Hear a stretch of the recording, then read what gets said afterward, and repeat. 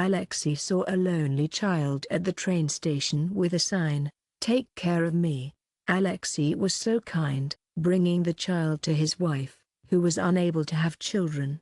Alexei was just about to catch some much-needed shut-eye when something caught his eye. It was so unexpected that it made him freeze in place. Alexei strolled through Vokzalnaya Square, taking his time and enjoying the feeling of the sparse puddles under his feet. He breathed in the humid November air, enjoying the feeling of the season in his body. The sweet smell of old asphalt mixed with the delicious aroma of morning pastries, which were delivered to the sparkling shopping kiosks by the sleepy saleswomen. The day was just beginning. The grey sky hung overhead, hinting at the possibility of rain or snow. Alexei didn't get to come around these parts very often. The train station was on the other side of town, and he usually didn't get to drive there unless he absolutely had to. After a tough night, he decided to take a walk from his house to the train tracks, hoping that a change in scenery might help him feel better. He was at a loss to explain his actions. "I got up nice and early, made myself a strong cup of tea, and headed out. And then, out of the blue, I caught sight of a child, right there in the middle of a crowd of people. The girl was sitting on an old wooden crate near perron, her head down, looking a bit sad. It was cold. Her hands were covered in red frost spots, and her face was haggard. Her lips were dry. In front of her was a tiny bundle of clothes and a piece of cardboard with a short, sweet message, "Take care of me." The letters were written in an uneven, almost hurried way, as if they were written by someone else's hand. Sometimes, people passing by would look at the baby with a warm smile. A kind stranger offered a little money, but the child politely declined, shaking his head with a gentle smile. "I'm sorry, but the sign said something else." She didn't ask for anything.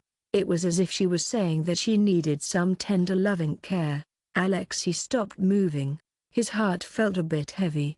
"I was suddenly struck by a vivid memory that, while pleasant, also left me with a slight pang of discomfort. He and his wife, Irina, had dreams of having children, but they never did have any of their own. For almost 10 years, this family has been dealing with the issue of infertility. They've tried to keep it together, but it's been really hard. They did such a great job. They passed all their doctors and tests. At one point, my wife cried for a long time and asked Alexei to please be patient. He was so kind and understanding, trying his best to comfort her and help her through her tough time. And now, when he saw this girl, it was like he felt a faint spark of hope. It made him think that maybe life might surprise him with a second chance. I'm sure you'll agree that the baby's situation looked a bit unusual. She was left here, gently placed under a mound of sand and a piece of cardboard. He came closer, taking care to avoid startling the child. In a gentle voice, he asked her name. The girl looked up with a warm smile. They were enormous and dark. Alexei could see that they were sad, and that made him feel uneasy. Her name, as it turned out, was Anya. She was about 7 or 8 years old, maybe a little more. I understand. It's hard to say. The poor girl didn't even know her exact date of birth. She let out a little sigh and said to me that her mom had gone somewhere and told her to wait outside the train station. But then she just disappeared. And she said, "Hey, just a heads up, if someone shows up, you should show this sign. It might just be the thing that helps them take you in." Anya had been sleeping in a place that was a bit chilly for the last 3 days, and she was grateful for whatever food the kind people gave her. I was a bit confused, but I understood that my mother wouldn't be returning. Alexei felt a pounding in his chest, and it made him feel a bit unwell. He glanced at the crowd, seeing the looks of anticipation on everyone's faces. "I'm sorry to say that not a single person approached me." Everyone was hurrying about their business. At first, he thought about taking the girl to the police and telling her everything. But then he imagined a bureaucratic machine that would send him to a shelter or social institution if the child was recognized as homeless. In Alexei's mind, He started to hear stories about children from orphanages who didn't have parents and were facing a difficult future. His eyes fell on a sign that read, "Take care of me." He understood that it wasn't something he could just ignore. He really wants to become a father someday, even if it's not his own child or biological.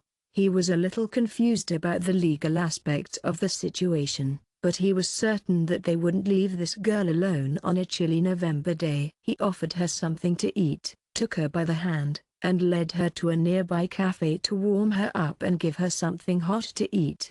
Anya was cold, and it showed.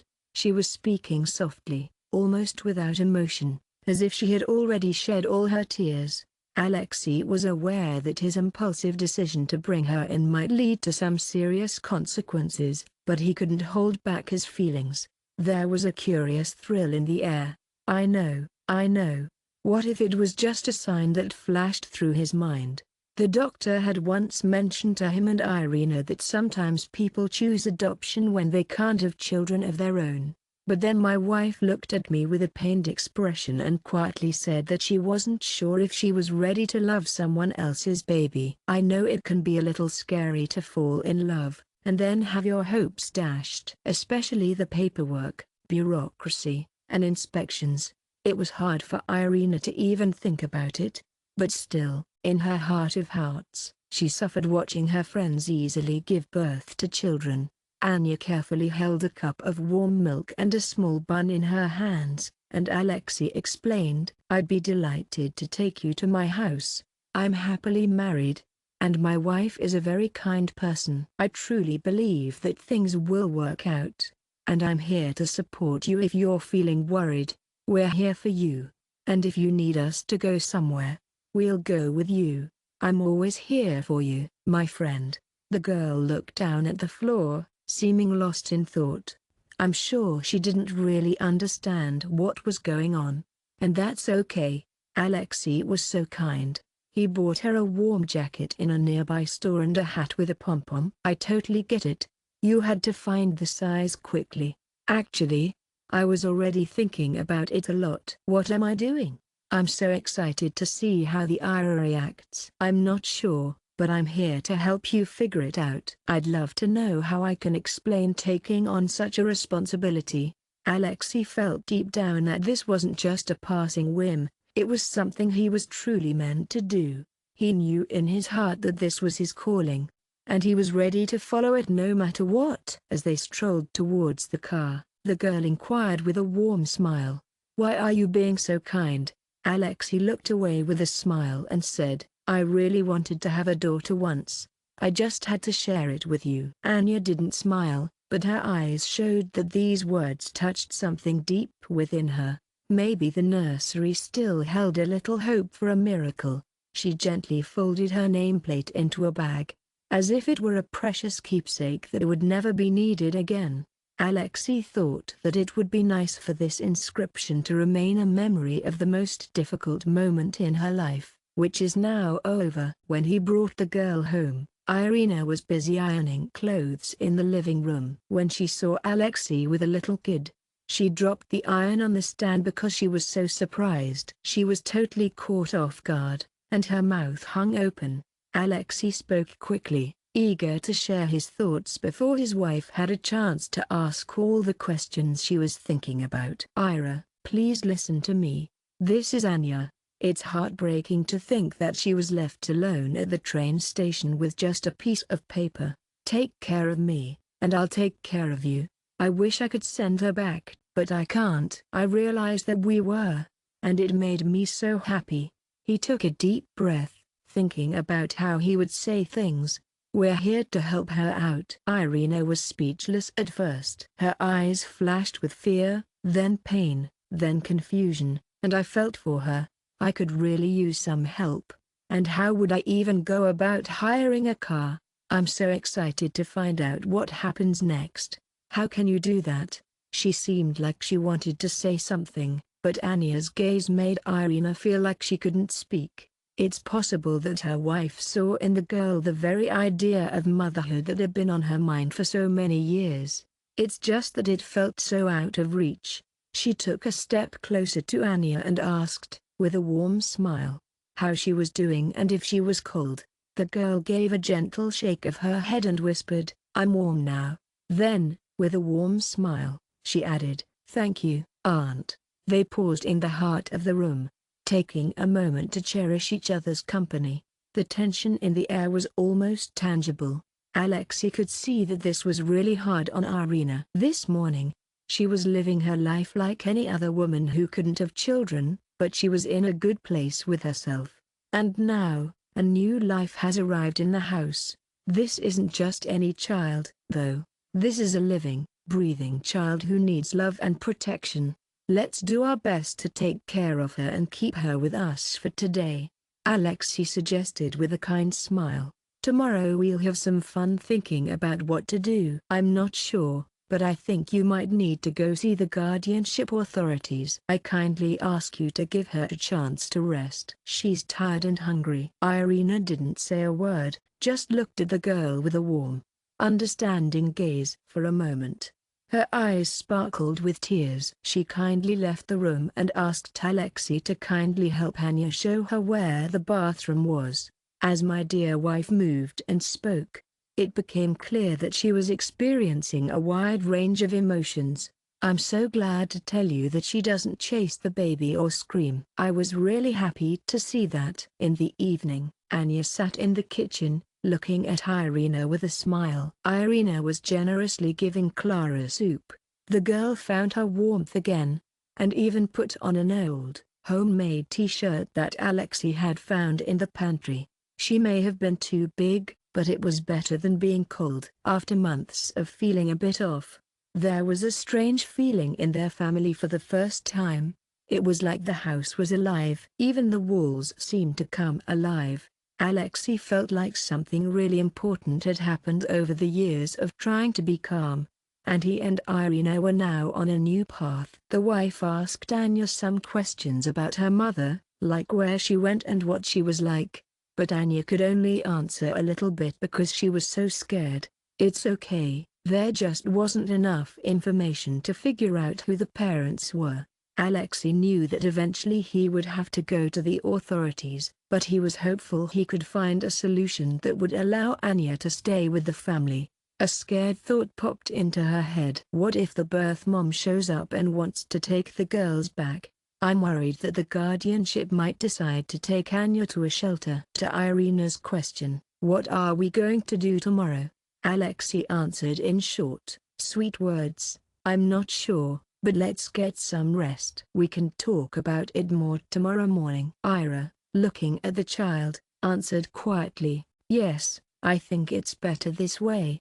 Alexei was having a hard time sleeping, so I was there for him and listened to the sounds with him. Anna gave the old sofa in the little room a soft, contented sniff. Irina lingered nearby, her presence a comfort to all. They both had trouble sleeping. It was like something out of a movie or a dream, and that's not a bad thing. Alexei had a strange feeling, but he wasn't quite sure what it was. "I'm so glad it's going the way it should." He looked at his wife and said, in a gentle voice, "Thank you so much for not opposing me. I really appreciate your support." She let out a soft sigh and whispered, "I'm too tired to resist. I've been dreaming about having a little man at home for many years, and I think it's finally time." It's only natural to feel a bit scared. It was a little unsettling that morning. Alexei kindly offered to go on a business trip and also call some of his friends. His friends could suggest the subtleties of custody registration. It was so kind of Irina to stay with Sledge. Then they were supposed to head over to the girls' store together, and I'm sure they were looking forward to it. I just had to go out and buy some underwear and a few other things to wear. When Alexei left the apartment and closed the door behind him, he felt a range of emotions. He felt a sense of uncertainty, a bit of guilt for bringing his wife into this situation without warning, and, at the same time, a quiet determination to handle the situation. He reached out to a lawyer friend and penned a few notes to other folks he knew. They all agreed that the best thing to do was to tell the police right away about the child they'd found. The person who was the most careful said that if they didn't, the child could be charged with kidnapping. Alexei gave a little smile. Abduction is tough. You might want to help a girl, but you know there are rules to follow. When Alexei returned for lunch, he was delighted to see a scattering of bags and packages in the corridor. Irina has already done such a great job. She was able to bring a whole bunch of children's things from the nearest store. Anya was sitting in the living room, trying on a new blouse and looking at herself in the mirror. She couldn't help but feel a sense of surprise. His wife was a bit nervous, but there was a brightness in her movements that spoke volumes. It's a kind of hidden joy, isn't it? Alexei looked at all this and thought, it's been a while since I've seen Ira this excited and full of life. She's got that spark in her eyes again. I understand how important it is to talk about the police and custody, and I'm sorry that we can't delay this conversation.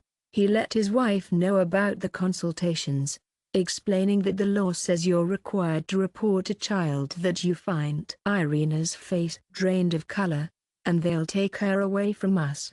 We would love to know if you're planning to do this, but it's not a fact. If you could please let us know formally, we'd be very grateful. We'll see what happens next. I'm hopeful we can work something out where we get temporary custody.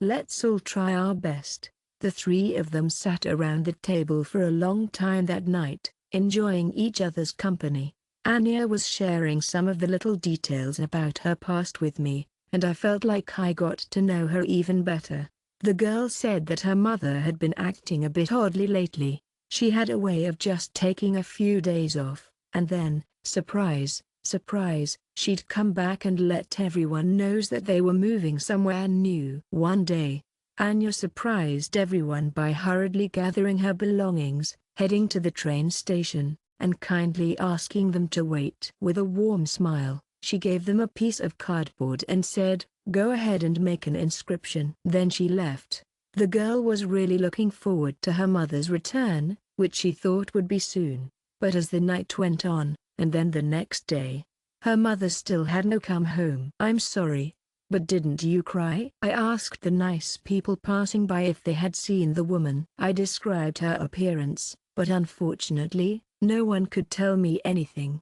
Then, the hunger and the cold nights began.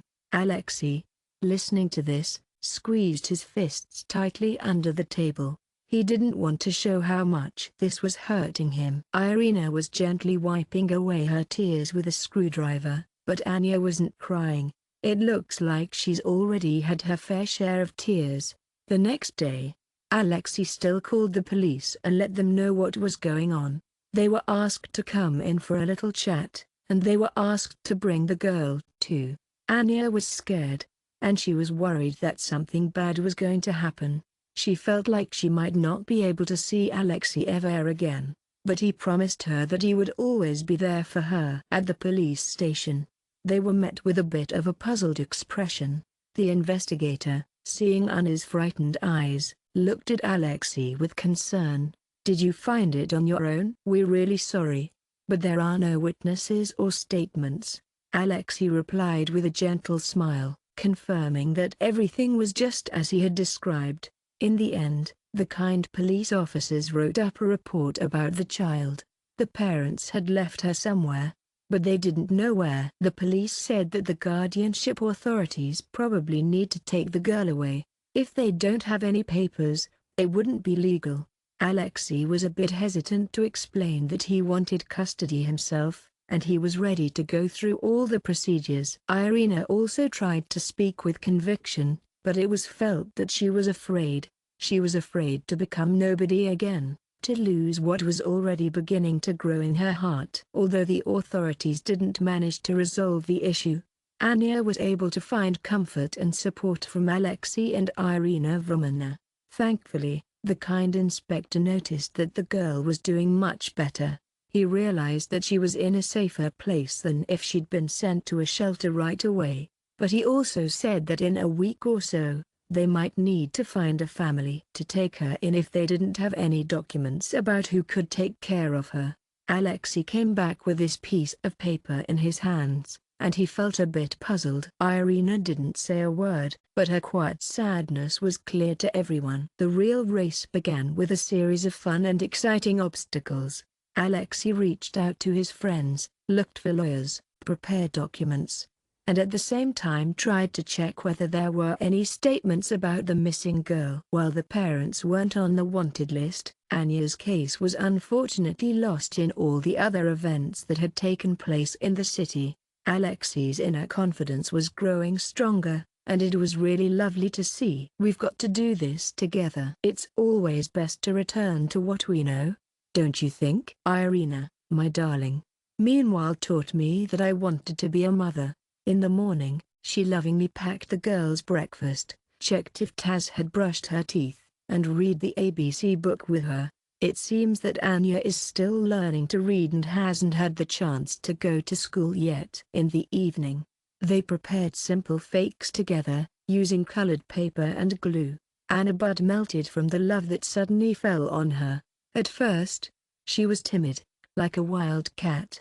She was scared, and it was clear that she was worried about being kicked out. Sometimes, the girl would wake up in the middle of the night, crying, "Mom, please don't go," and Irina ran to her, stroked her hair, and gently coaxed her. "Hush, hush.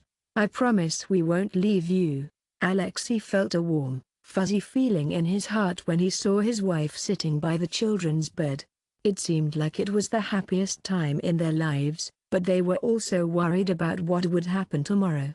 Meanwhile, the first little tensions began to arise in the house. Irina was doing her best to take care of the bath, but sometimes she felt a wave of panic wash over her. "Alexei, I'm worried that I might not be able to handle it. I'm just wondering what would happen if the girl's mother shows up or the custody team decides we don't have enough conditions." Alexei did his best to stay calm, but he sometimes found himself getting a little upset when he saw that the legal proceedings were taking a bit longer than expected. Sometimes they spoke a little louder than usual, but they quickly calmed down, remembering that Anya, who had already become quite familiar with them, had started calling Irina Aunt Ira and Alexei Uncle Lyosha. There were times when Irina would give a slight nod and a smile, almost as if she was calling out Dad. After spending some time at the custody department, Alexei's mood was a bit down. Irina asked, her voice quivering with concern, "What happened?" "I'm so happy to tell you that the news has arrived." There was a distant relative, Anya, an aunt from the father's side or the girl's alleged father, who announced that she was ready to take the child home with her. Alexei clenched his teeth in a show of discomfort. "Anya doesn't know this aunt. And that's okay. She never said a word about it. It's hard to know what her reasons are." Irina's face fell, and she looked a little pale. "So the girl will be taken away from us," she whispered, her voice quivering slightly as she struggled to process the news. "Alexei," he said with a warm smile, "no one knows this yet. The authorities are going to take a look at the conditions and documents, but there's a chance that, unfortunately, we might end up with nothing." Anya, overhearing the conversation from the next room, gently peeked in and asked, "Who is this lovely aunt of yours?" Ira didn't know what to say.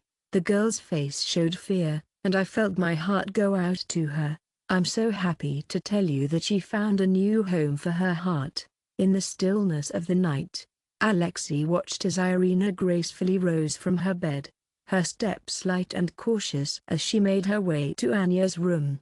She used to be so sad about not having children, but now she's living her life to the fullest. She's taking each day and hoping for the best. If the girl is taken away, the Ira will not survive this, and that will be a shame.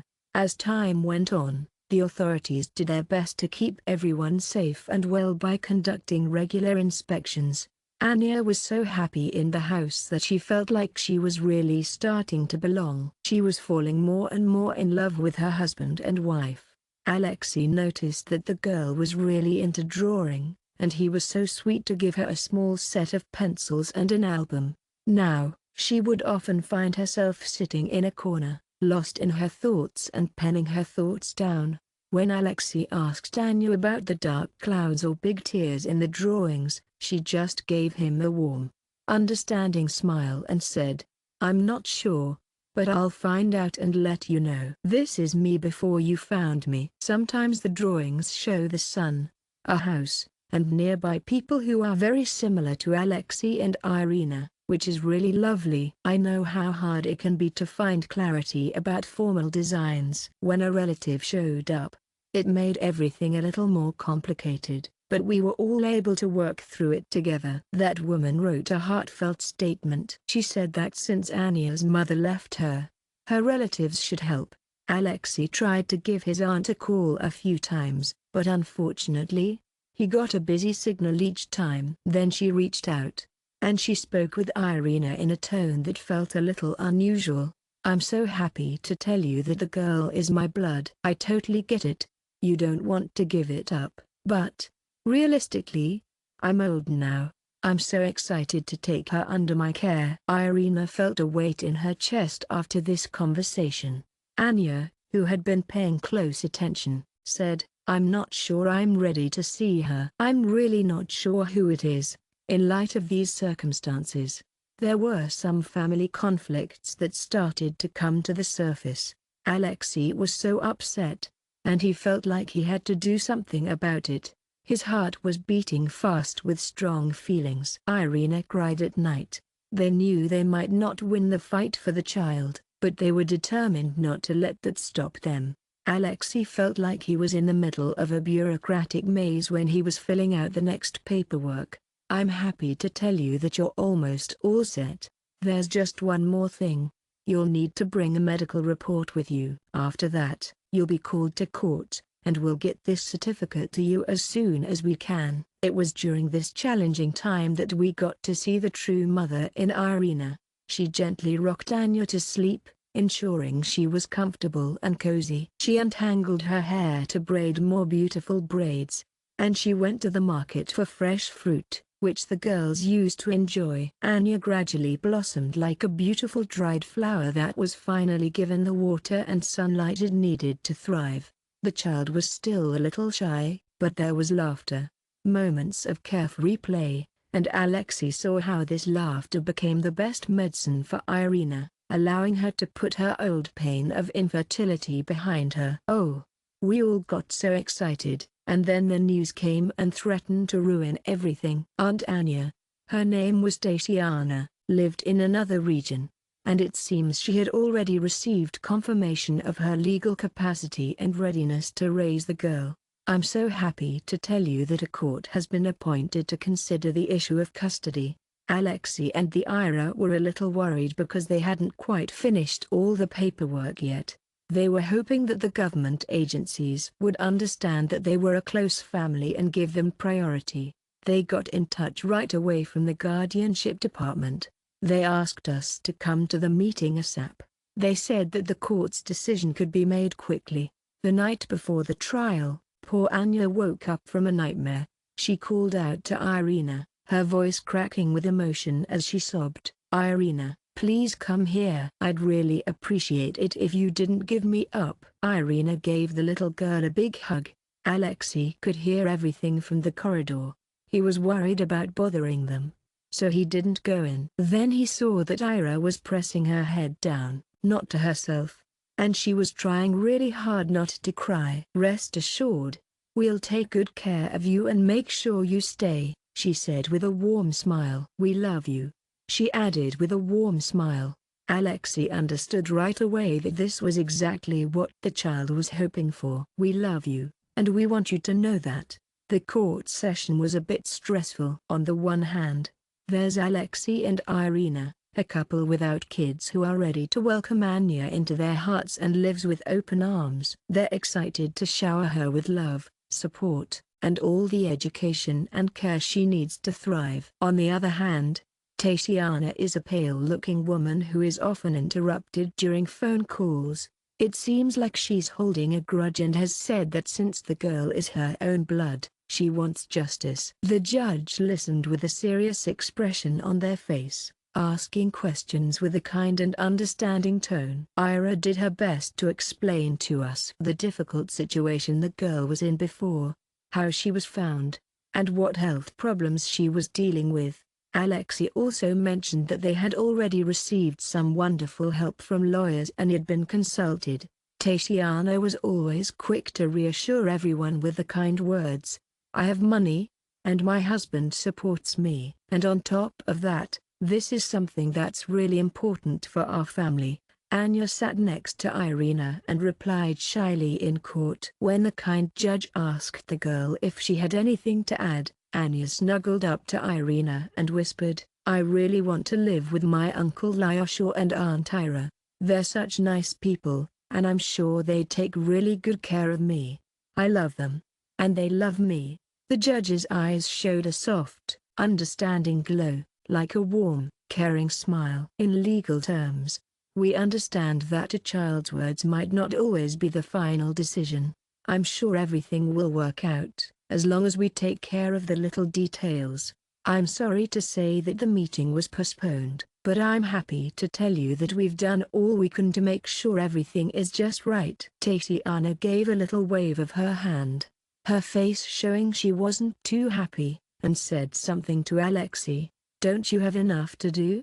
I'm curious, have you found someone else's child's entertainment yet?" "Hey, let's just see how things unfold, okay?" In the following month, there was a series of new uprisings. Oh no, Tatiana suddenly disappeared from view. Guardianship has decided to postpone the meeting again. They said that it's important to find out if this woman was involved in any wrongdoing. Alexei learned through some informal channels that Tatiana had run into some legal issues, drugs and what seemed to be a bit of fraud. It looks like she was hoping to take the girl in the hope of receiving benefits. It's possible there were other reasons, but we'll never know for sure. Time went by, and the checks continued to be processed. Alexei and Irina's home was visited by some friendly folks from the law enforcement community. We wanted to make sure everything was just right, so we asked our neighbors for some help. At some point, the situation felt like it was just there. Tatiana has been Mia and hasn't been claiming her rights. Anya's birth mom wasn't there either, but she was still living with Chita. Chita was starting to feel more and more like Anya was her own child. "Don't worry about the paperwork. It was still possible to get official permission for temporary custody, and from there until adoption, if the mother did not show up, but it could have gone on forever. I'm so glad to tell you that they were vaccinated.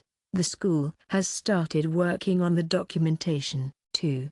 The girl was first enrolled in preparatory courses because she was a little behind her peers in terms of knowledge. Ira was so excited to buy her notebooks, colored pencils, and textbooks. Anya was a bit shy, but she did her best to hide the notebook and humbly admitted her actions.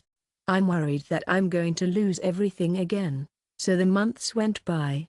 At the same time, inside the house itself, everything was far from perfect, but that's okay.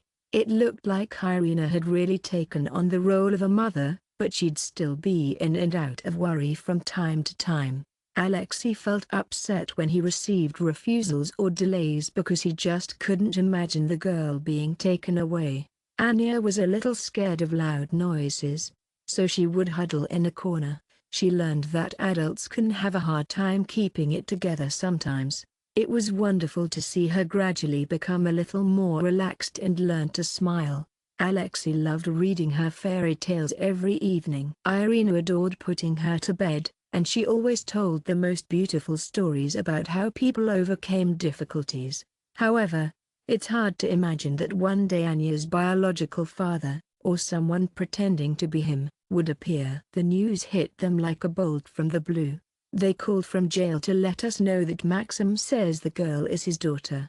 He says the mother didn't tell him this. After hearing the heartwarming news that the child had been found, he decided it was finally time to reconnect with her and raise her himself. Alexei was in a bit of a pickle. He wasn't sure whether to be happy or to bang his head against the wall. "I'm sure this is the father, and he really wants the best for his daughter. He's probably the same relative who came forward once before. When they first met, Alexei thought Maxim seemed a little strange. He looked tired, spoke hurriedly, and said that Mother had escaped not long ago. He had no idea that they had a child, and he only recently found out about it by chance through some mutual friends. Now, he's on a mission to make things right. Hey, just so you know, there are a few more steps to take here. We'll need to get a few more organs, run a few more checks, and get a paternity test. Anya was a bit shy at first. When she met the new person, she hid behind Irina and only looked at the new person a little bit. The man tried to be friendly, but the girl was a bit hesitant around him because her dad was now associated with Alexei. She didn't want to call him out, especially not with an unknown uncle like Maxim. As time went on, I'm so happy to tell you that the DNA test confirmed that the probability of Maxim being the dad is very high. Legally speaking, this means that he has the primary right to the child, as long as there's no reason to believe he's not a good fit. Alexei was overcome with sadness, and Irina said, "Oh, I hope he really loves her. I just didn't have a clue." Maxim stopped by their house, bearing sweet treats and playthings, and made every effort to befriend Anya. The girl was always on the lookout, quiet and reserved, and it was clear she wasn't quite sure about him. But in the heart of everyone, there was this understanding. If he didn't cross the line, if he showed he cared about his daughter, the state was probably on his side. It's been less than a week, and I'm already feeling the love. We're happy to tell you that Maxim is going to apply for official recognition of parental rights. If he does that, then Anya will have to give it to him. During this time, Alexei started feeling a bit unsure of himself. I'm worried that he might not have the right to keep the girl because there's a biological father. Irina was becoming more and more reserved. How will we manage if she's not around? What is it, sweetie? She asked, her voice warm and gentle. Alexei was at a loss for words, so he just gave his wife a hug. Anya heard these conversations and felt her sadness deepen, as if she was slipping back into a state of despair. It wasn't long before I found out that Maxim had a new family, a wife and a young son, Anna's half-brother. He wanted to share something that was on his mind, something he felt concerned about. As a parent, it seemed like he was planning to take the girl to his home so that she could grow up in a loving family. Some kind soul would say, "That's good, the girl won't be orphaned." Anya was so comfortable with Alexei and Irina that she had a hard time adjusting to the change. She thought of them as her protectors and her family. I'm sure we all agree that a new round of litigation was really exhausting for everyone. Maxim was checked and then, as a loving guardian, was summoned to the authorities. Alexei was feeling a bit overwhelmed. Irina thought she cried, and then, for some reason, she just stopped. Anya was a very close pet, always keeping close to them. She loved to talk to them in her sleep at night, and sometimes she'd jump up and ask them not to take her away. Alexei really wanted to have a heart-to-heart with Maxim. He wanted to find out what had caused him to act so suddenly like a doting dad. It's possible that someone suggested that this is a chance for him to get some benefits. Maxim replied, a little irritated, that he didn't need any handouts. He just wants to catch up with his daughter and be a part of her life. Alexei just had a feeling that something wasn't quite right about him. I know how hard it is to prove this legally, and I'm here to support you. The final judgment was coming up, and we were all a little nervous. We all knew that either Maxim would get his parental rights, or, if a miracle happened, the court would recognize that it was in the best interests of the child to stay with Alexei and Irina. Anya had already spent a lot of time with them, so it's no surprise that she became attached to them. And even though Maxim showed up a bit late, it's clear that he was meant to be there. On the eve of the meeting, Alexei was restless and couldn't sleep. It's totally normal for the ghost of anxiety to haunt the house sometimes. Irina put the little girl to bed, and then she sat with Alexei in the kitchen. They were both sorting through papers, and we remembered all the arguments and circumstances. At one point, Irina took her husband's hand in her own, giving him a warm and reassuring gesture.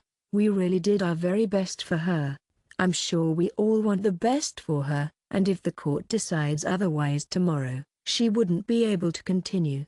Alexei gave her fingers a gentle squeeze, not knowing how to comfort her. Morning came, and with it, the promise of another beautiful day. The meeting was set for noon. They left, and Anya was so grateful to have an old friend, Irina, taking care of her. We kindly asked the child not to take anything with them, so that they wouldn't get hurt again. The court is usually pretty good about making decisions based on the facts. In the courtroom, Alexei and Irina sat opposite Maxim, who had a lawyer. The lawyer looked very confident as he told them that it was impossible to interfere with their native blood. Time slowly ticked by. The kind judge took a moment to review the documents, and then graciously gave the floor to the parties.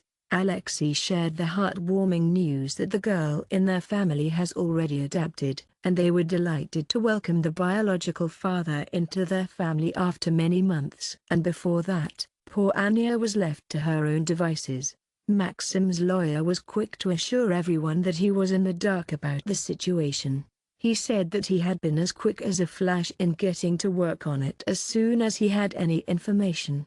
He said he was doing a great job. Irina, her eyes welling up with tears, gently shared that a child really needs stability. For her, the best kind of stability is where she is already loved and cherished, and where she is expected with open arms. Maxim looked a little upset. The judge looked a little overwhelmed, as if he was trying to find a way out of it. Please take a moment to listen to the arguments. The room went quiet as everyone waited for the decision. After talking about it for a few hours, the judge left and then came back and shared the news. They said that, for now, Maxim's request has been granted. This means that Maxim can take the child, but they've also set a time for the child to be able to transition to Maxim's home. The judge made sure to include this transition period to protect the child's well-being. At the same time, the kind judge gently reminded us that the guardianship will be there for us, watching over us with care. Alexei closed his eyes, as if he had just had the most relaxing, rejuvenating nap ever. Ira held onto his arm for dear life. It felt like this was the end, like they were losing everything. In the evening, when they came home and told Anya, the poor girl burst into tears. She ran to her room and hid under the blanket. Irina was in the kitchen, and she was crying. Alexei sat with his head hanging a little low. More than anything, he was feeling a bit frustrated because, in theory, everything sounded almost perfect. The wonderful thing is that the biological father has the right to raise his daughter. It's not up to anyone else to ask him and Irina if they want to continue. Anya, as if she could sense that her joy was waning, strolled around the house, holding the toy Alexei had given her close to her heart. There was a tough time when Irina was busy doing the dishes, and Alexei was struggling to find the energy to give her a hug. It's totally normal for both of them to feel a bit scared about the upcoming separation. Hey, it's been a few days already. Maxim came to see Anya, and they spent a lovely evening together. The girl was a bit reserved, and it was clear that she was reluctant to leave. Unfortunately, Alexei and Irina couldn't do anything to change her mind. If it hadn't been for a sudden twist in the situation, the child would have been taken away. Hey, no matter what your situation is, if you ever need a shoulder to lean on, we're always here for you. We're here for Alexei, too, especially after his friends at Maxim hinted that he might be struggling with some money troubles. It seems like Maxim was held down by someone, and they asked for money. He's trying to find a way to settle things. I heard some folks saying that he might be looking for a little help from a family member with some loans. Alexei's senses were sharp and focused. I'm wondering if maybe Maxim's goal isn't love for his daughter, but self-interest. I understand how hard it is to believe these rumors without any proof. However, They just couldn't seem to give Alexei any peace. It wasn't long before everything was confirmed in the most delightful way. One day, when Anna returned from her visit with Maxim, she looked a little upset. Irina noticed that the girl's eyes were red, as if she had been crying, and this worried her. Anya didn't say a word for a long time, but then she finally spoke. "Hey, Dad," she mentioned Maxim in that way, and it seemed a bit tense. "He kept asking me if I had any valuable items, important documents, or if my mother had left me something. And then he said something really sweet. He said that now that he's a dad, he'll send me messages with all the benefits." I was a little scared, but I'm doing okay. Irina told Alexei about it, and he felt really bad for her. Your uncertainty turned into complete certainty. It's okay. It's not about love. I'm wondering what I should do. We really needed to find a way to expose Maxim. Alexei was giving it some serious thought, trying to figure out how to help Anya officially stay with them. Things were moving pretty quickly, and it was a bit unsettling. Maxim asked Anya for the keys to the room where her things are stored. I'm happy to say that the girl didn't have any treasures like that. I asked about my dear mother, wondering if she had left any money for me. The poor girl was getting more and more scared. As the week was coming to a close, Anya arrived home looking a bit pale. She said, "He's asking me to move in with him in 2 days, and I'm a little nervous about it." Irina was taken aback by the news, and Alexei felt a strong sense of frustration. "I know they really wanted to follow the court's decision, and I totally understand why. It was a really kind gesture on Maxim's part. He was able to take his daughter under his wing while the last few details were being taken care of." The night before, as the girl was supposed to be taken away for a week, Irina cried on Vzriat and asked Alexei to think of something. "I can't help but wonder how he could let her fall into the clutches of a man she was afraid of." Alexei paced the room, trying to find a way out. If he goes against the court, he might be seen as a criminal, like a kidnapper. One morning, the police called Alexei and asked him to come in. "Oh, honey, I'm so sorry to hear that Maxim was detained for some kind of fraud." "Hey, just wanted to let you know about an episode that came up recently. It's about fictitious loans, and there's a bit more to it, but I'm sure we can figure it out together." In light of these circumstances, the guardianship team made the difficult decision to cancel the girl's permission to leave. Alexei was in a tough spot. He felt a bit overwhelmed, and he was on the verge of either laughing or crying. It's so nice to hear that justice was served. It wasn't because someone figured out that Maxim didn't care about Anya's happiness, but because he got mixed up in a criminal story. I really want to reassure you that, luckily, Anya will not be going to that family. And then, all of a sudden, everything just clicked into place and became much clearer. Maxima was looking forward to her trial, maybe court, or even prison. It became clear that he was not quite up to the task of caring for a child. I'm happy to tell you that Alexei and Irina were the only applicants for custody. The formalities weren't finished, but now they were finally able to move forward and reach their destination.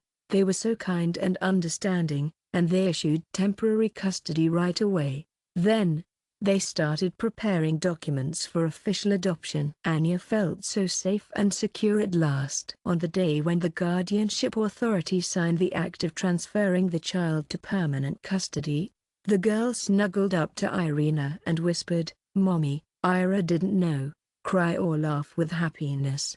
"Your choice." For the first time, the girl felt brave enough to call her mother. That evening, Alexei made a special little holiday for us. He bought balloons and a cake, and wrote a heartfelt note that said, "We are together. I'm sure everything is going to turn out great, but you know how it is, life can be so unpredictable." There were still a few more bureaucratic steps to complete the adoption. For now, she was still considered the daughter of an unknown mother who couldn't be found. Father Maxim still had parental rights until the end of the trial. Everyone was excited to see his case wrapped up so they could get the paperwork taken care of. In the meantime, as the saying goes, Irina and Alexei started working hard on their certificates. They also went to psychologists to make sure they were on the right path professionally. Everything was going well, even though it took a month. She went to prep school, and every night, her mom and dad would ask her what she'd learned that day. They do their homework together, and it's a beautiful thing to see. Irina was really into creativity, and she loved buying albums for crafts. In a loving and nurturing way, Alexei taught his daughter to carefully hammer carnations into a makeshift board, almost like she was playing chess. My dad's assistant. The walls of the house were filled with children's drawings, Anya's voice, her laughter, and her rare whims. Irina felt a surge of warmth in her heart as she embraced the miracle of motherhood. Even if they weren't blood relatives, the unconditional love and joy of a daughter's hug every morning was a beautiful gift that touched her soul. Alexei felt so much better after all the hard times he'd had over the past few years. He was starting to feel hopeful again, even though he had been struggling with infertility. "Oh, honey, yes. I know the adoption was still going to be difficult, but they now have Anya." Time went by, and everything was just perfect and happy in their family. Until that bell rang. Out of the blue, a woman called. She introduced herself as the lawyer of the biological mother, not the one who had once left her at the train station. Alexei was floored. "Mother, she just up and left, and I haven't seen or heard from her since. I can't help but wonder, where has she been all this time?" The lawyer spoke quickly, but in a formal tone. "My client says she didn't give up on her child. She says she lost custody in a terrible accident, but she's hoping to get it back." Alexei was incredibly upset. "Oh, yes, this is Coco. I'm sorry, but this is ridiculous." The lawyer was really insistent about the meeting, saying that the woman had already written a corresponding petition. "It's been a tough couple of days for Valentina. Her biological mother has been going through a lot lately, and she's ready to share all the details with the court. It's really sad. She was looking for her daughter, but she had to leave. Then, unfortunately, she lost contact with her. She didn't know where the girl was until she saw ads on the network. It might sound a little strange, but it's not that simple to take away a mother's rights, especially if she decides, out of the blue, that she wants to bring the child back." Another trial was coming up soon. Irina felt her heart drop once more. Anya was absolutely delighted to learn that her mother was still alive. The girl was reminded of the past, when she had been left alone. On the other hand, she still remembered a once dear person, and that memory lingered in the depths of her mind. Alexei was a bit lost on how to handle it. He could see that Irina was going through a tough time, and, most importantly, they might lose the girl again. By the day of the meeting, they were really tired, but they kept going. Valentina looked like a woman in her mid-30s, and she was well-groomed. But there was a certain concern in her eyes that made her seem like a really nice person. She was worried about the challenges she was facing in life and wanted the court to know that she didn't mean to give up on her daughter. She explained that she lost her child by accident. When the kind judge asked why she hadn't reported the incident to the police, the woman said she was afraid of being punished. She said she didn't want to get in trouble with the wrong people, so she left the country. She said she was worried about other things, too.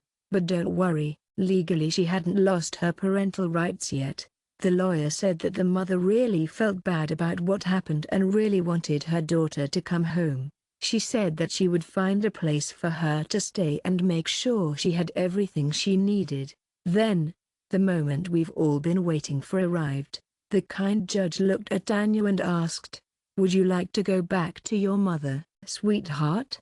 Anya, sitting next to Irina, was nervous. She looked at her mother, then at Alexei and Irina. After a long, silent moment, they finally spoke. The girl remembered being left behind. "I remembered the chilly feeling of the train station, but this is her own mother, with whom she once lived. Even if it's just for a little while, even when things are a bit tough." Alexei and Irina were both very still. Then Anya whispered, I'm really not sure.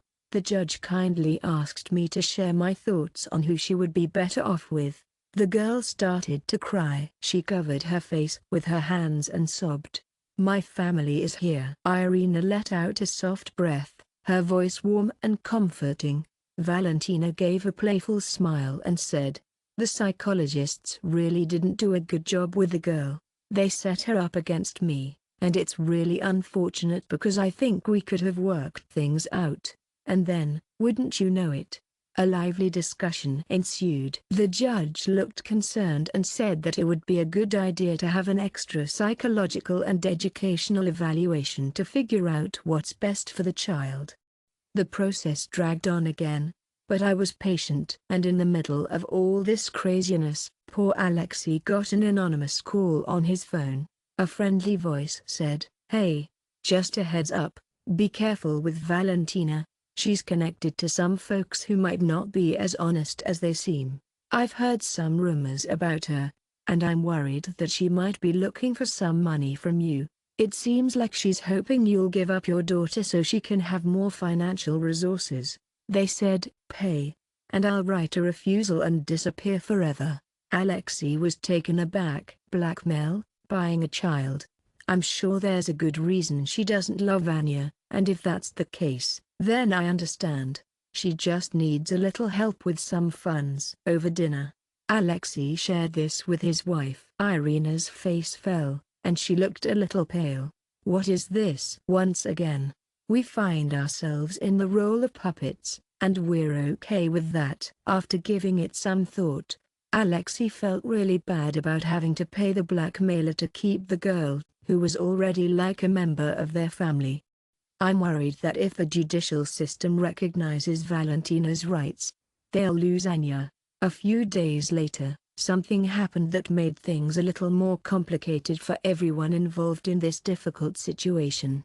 Valentina showed up at their house when Alexei wasn't there, which was really nice of her. I found Irina and the girl, and I started to say, "Hey, Urka, I would love to write a paper about a voluntary refusal and leave for you.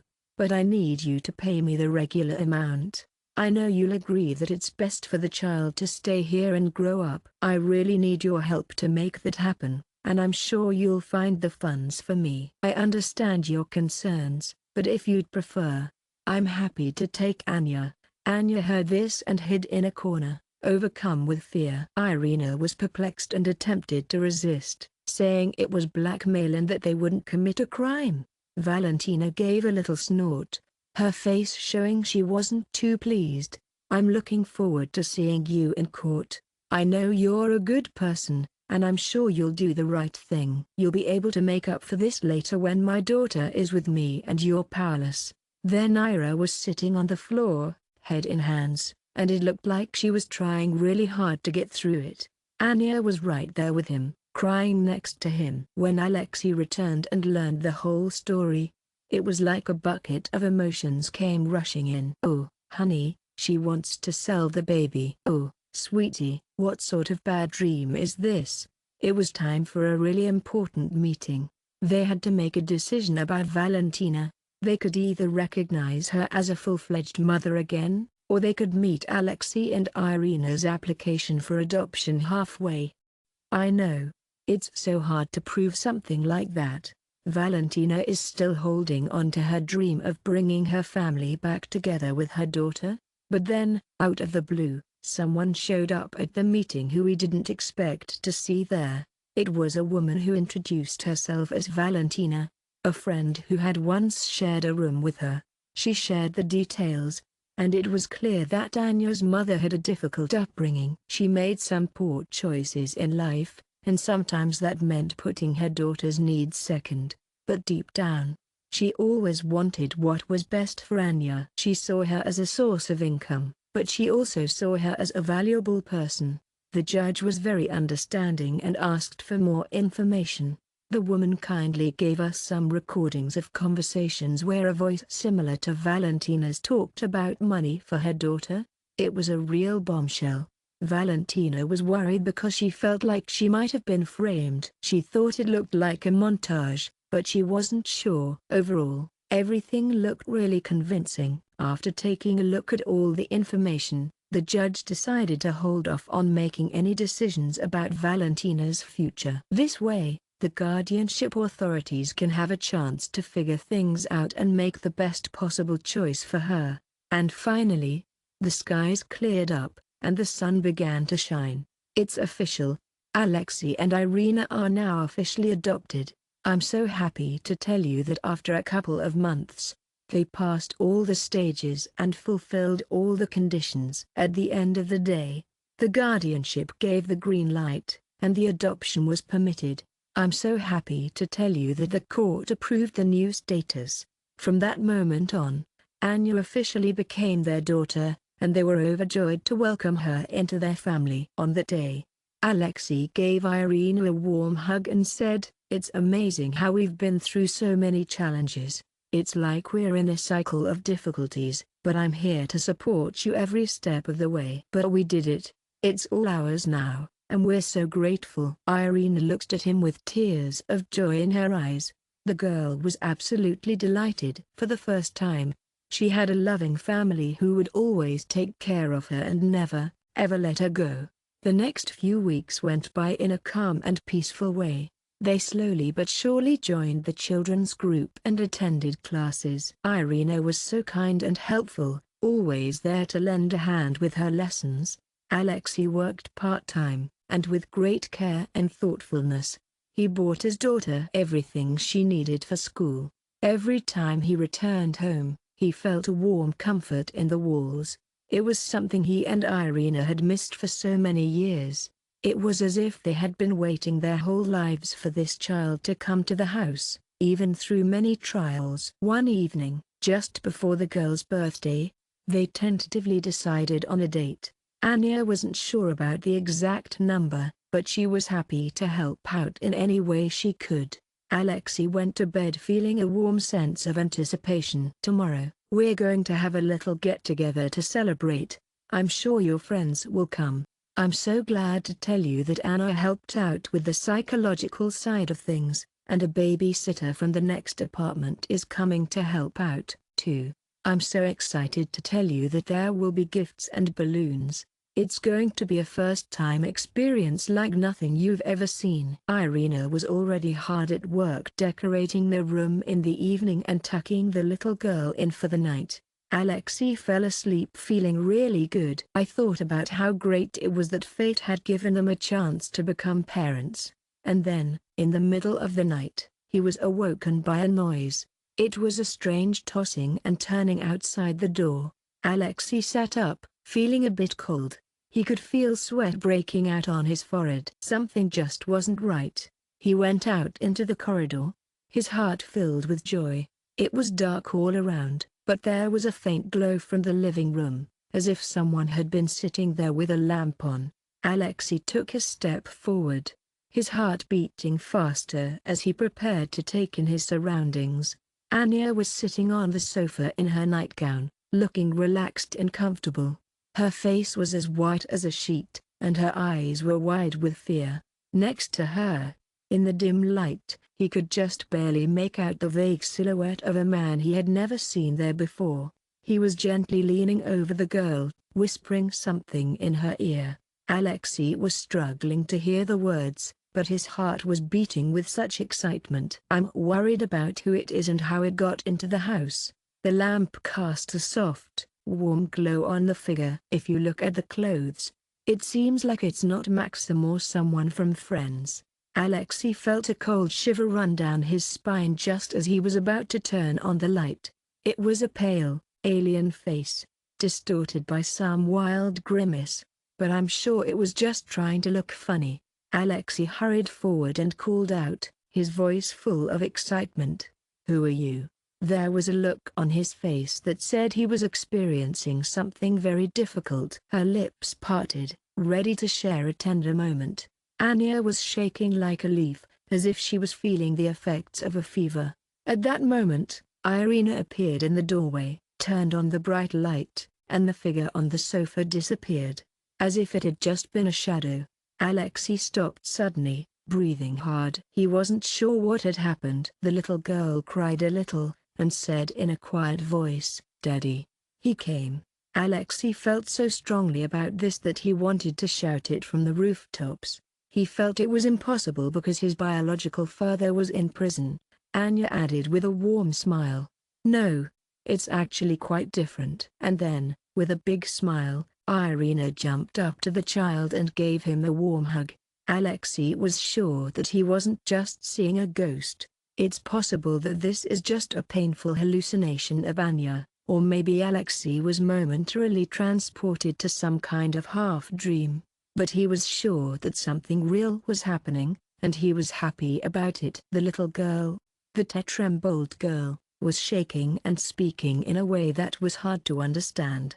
It was as if she could hear a voice calling her name, inviting her to go somewhere. Irina was scared and didn't know what to do. That night, everyone was restless, and no one was able to sleep. Alexei went around the whole house several times, checking all the doors and windows. He made sure everything was locked up tight. We've got surveillance cameras to help keep you safe. They put one on the landing to make sure they were prepared for any unexpected visitors. Unfortunately, no one signed up. So, what was it? Dream?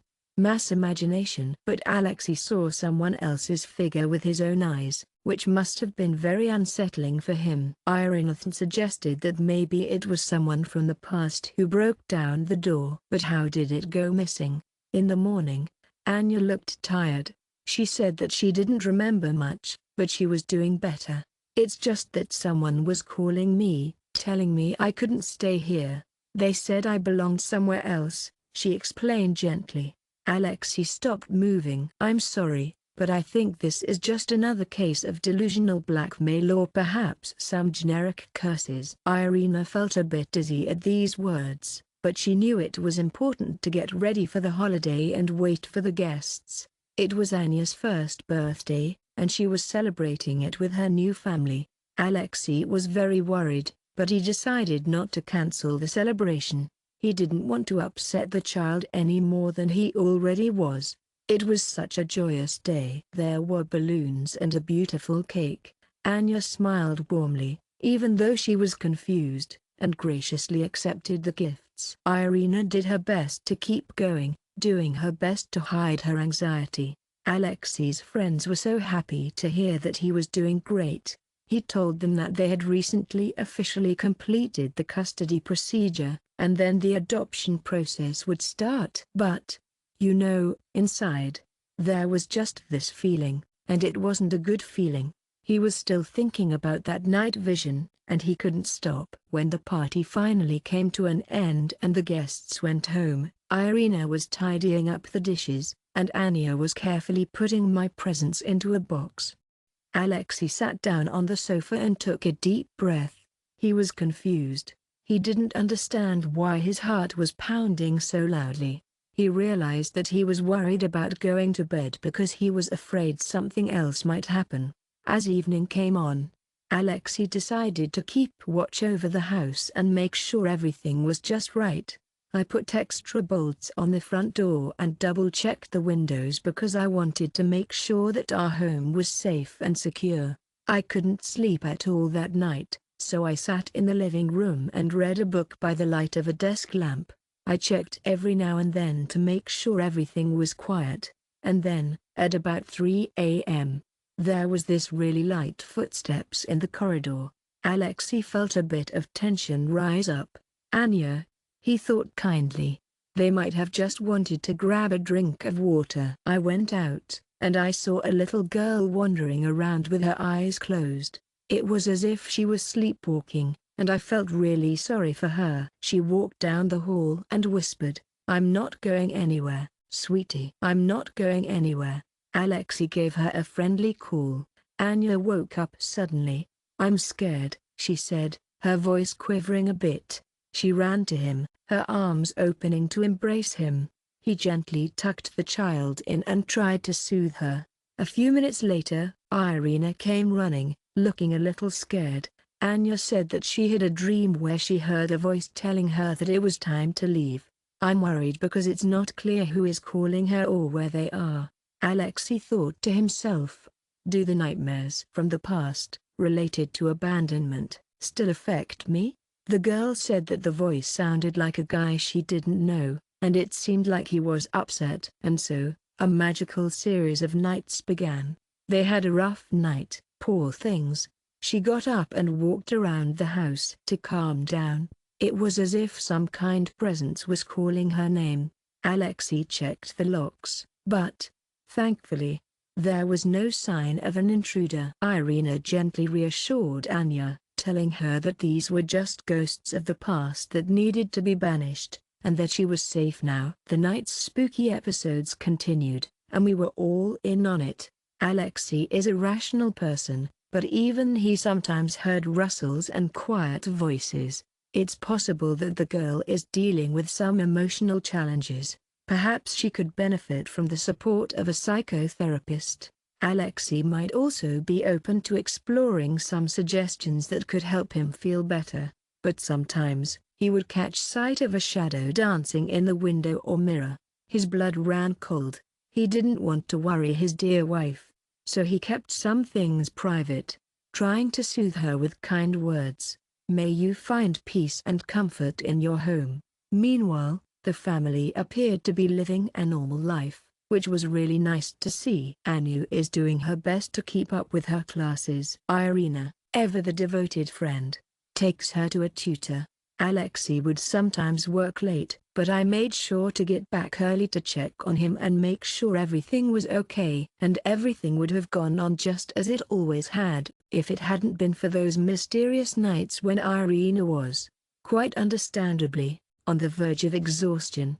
She tried to put Anya to bed early, sit next to her, and turn on the lamp, but the girl in her sleep still started saying strange words, crying, and asking if he had come. One day, Alexei decided it was time to have a little talk with Anya. He thought it would be best to do that in private. "I'm curious, who is this person you're imagining?" The girl looked down, and I felt her sadness. "I'm not sure. I'm pretty sure it's someone who's been around for a long time. He called me and said, 'I'm a stranger here, but I'm so happy to have found you.'" Alexei stopped moving. "I'm curious, my friend. Do you know why it's so very old?" The girl described what she saw with such vividness that it was as if she had seen gray hair and a distorted face herself. It might have been a child's playful imagination, intertwined with the memories of those who had once let her down.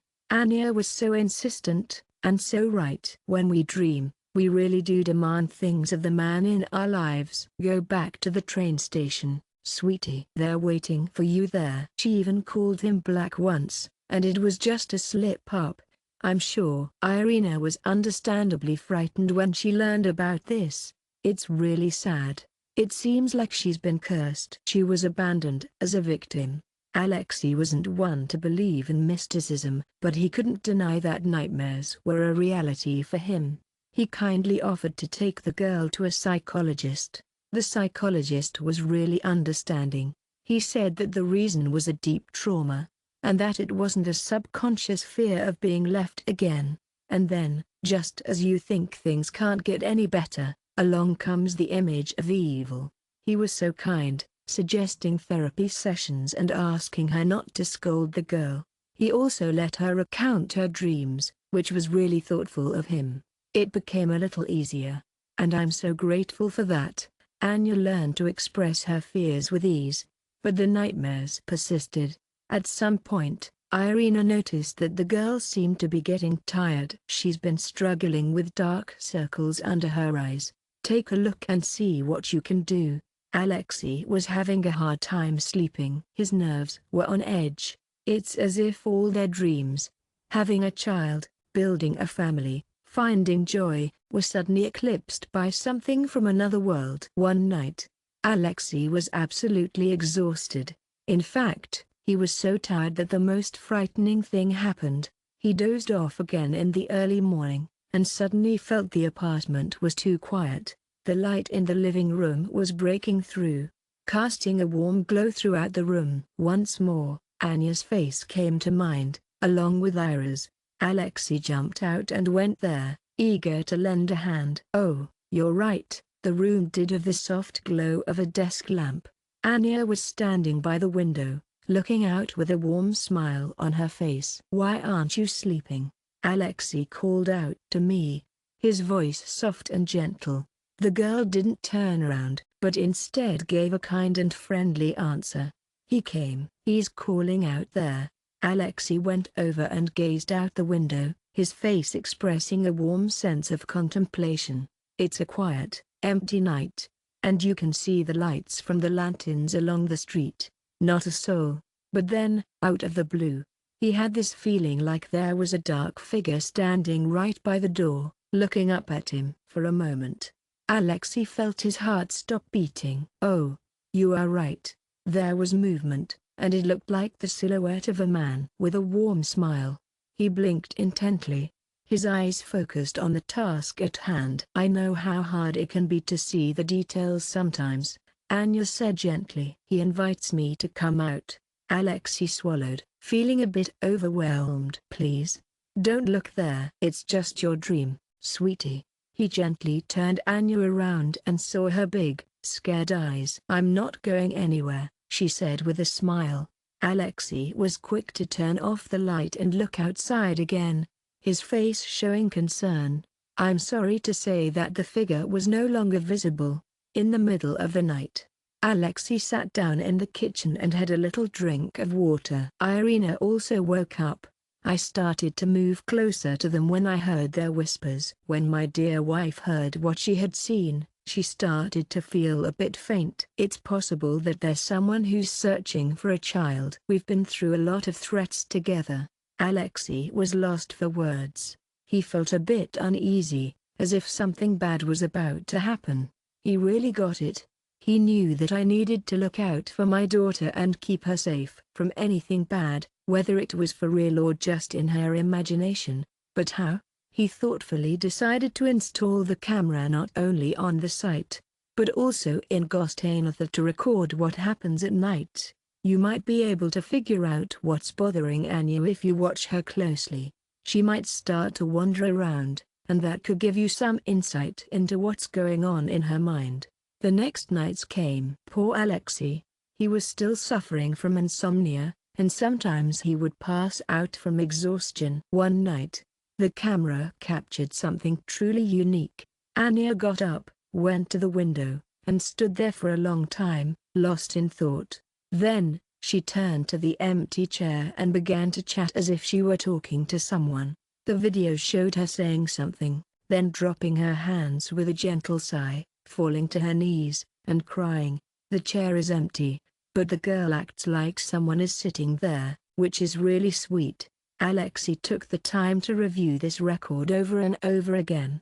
A tingle of excitement ran down his spine. Irina, seeing this, was moved to tears. She couldn't help but express her concern for what was happening to us. The climax came on the morning when Alexei woke up from a heavy sleep and realized that the house was dead silent. He tried to reach Irina, but unfortunately, she wasn't available.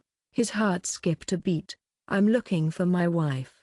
Do you know where she is? I'm worried about Anya." I hurried to my daughter's room, and it was empty. I hurried to the kitchen, but there was nobody there. He started shouting, and I felt my heart go out to him. "Anya, please don't say anything. I'm so happy to tell you that everything is ready." Her daughter's clothes were hanging in the hallway, waiting to be picked out for the day. I'm sure they would have taken their jacket and shoes if they had left. Poor Alexei got cold. Maybe they went outside and didn't say anything.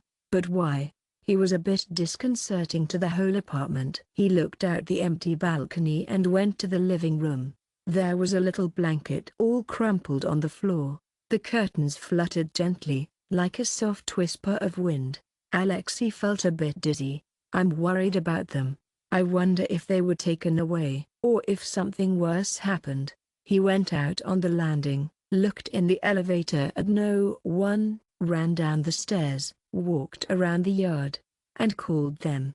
Our neighbors said they didn't see it, which is totally understandable. He came back to the house and started running around again. Then, he saw that the door to the little dresser was slightly open. Alexei gently tapped into the space, which felt a little dim and was filled with boxes and old furniture. And there, all snuggled up together in the corner, were Irina and Anya. His wife gave the little girl a warm hug, making her feel safe and loved. They were both terrified. Their eyes are like the sweet, little eyes of small animals, trapped. Alexei let out a deep breath, feeling a sense of relief wash over him, but at the same time, he couldn't help but feel a surge of concern for what was unfolding before his eyes. Irina let out a soft moan, as if she was having trouble finding the right words. Anya sobbed and clung to Irina. Alexei was so kind. He helped them get out of the dresser and sat them down on the sofa. His wife said, her voice quivering with emotion, "He was here. I was woken up in the night by my sighting of him. That very shadow was standing by Anya's bed, and I couldn't move. It was as if I had been struck by a bolt of paralysis. When I felt up to it, I scooped up my daughter and we took off. We snuggled together in the dresser."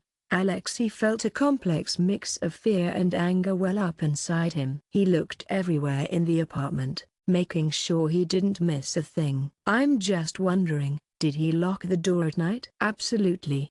The windows are closed, so it's nice and cozy inside.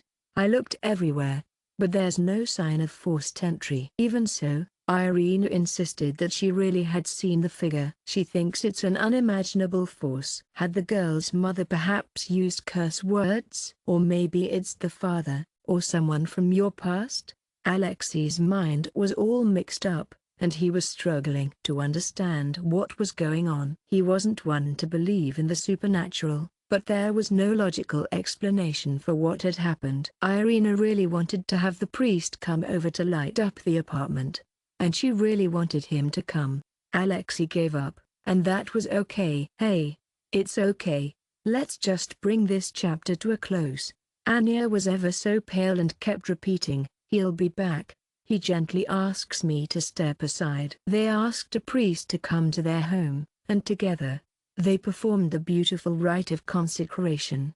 The kind priest sprinkled the rooms with holy water, read prayers, and said that sometimes restless souls or evil spirits can bother people who are feeling really angry or afraid. Irina let out a deep, contented sigh, hoping it would ease her mind.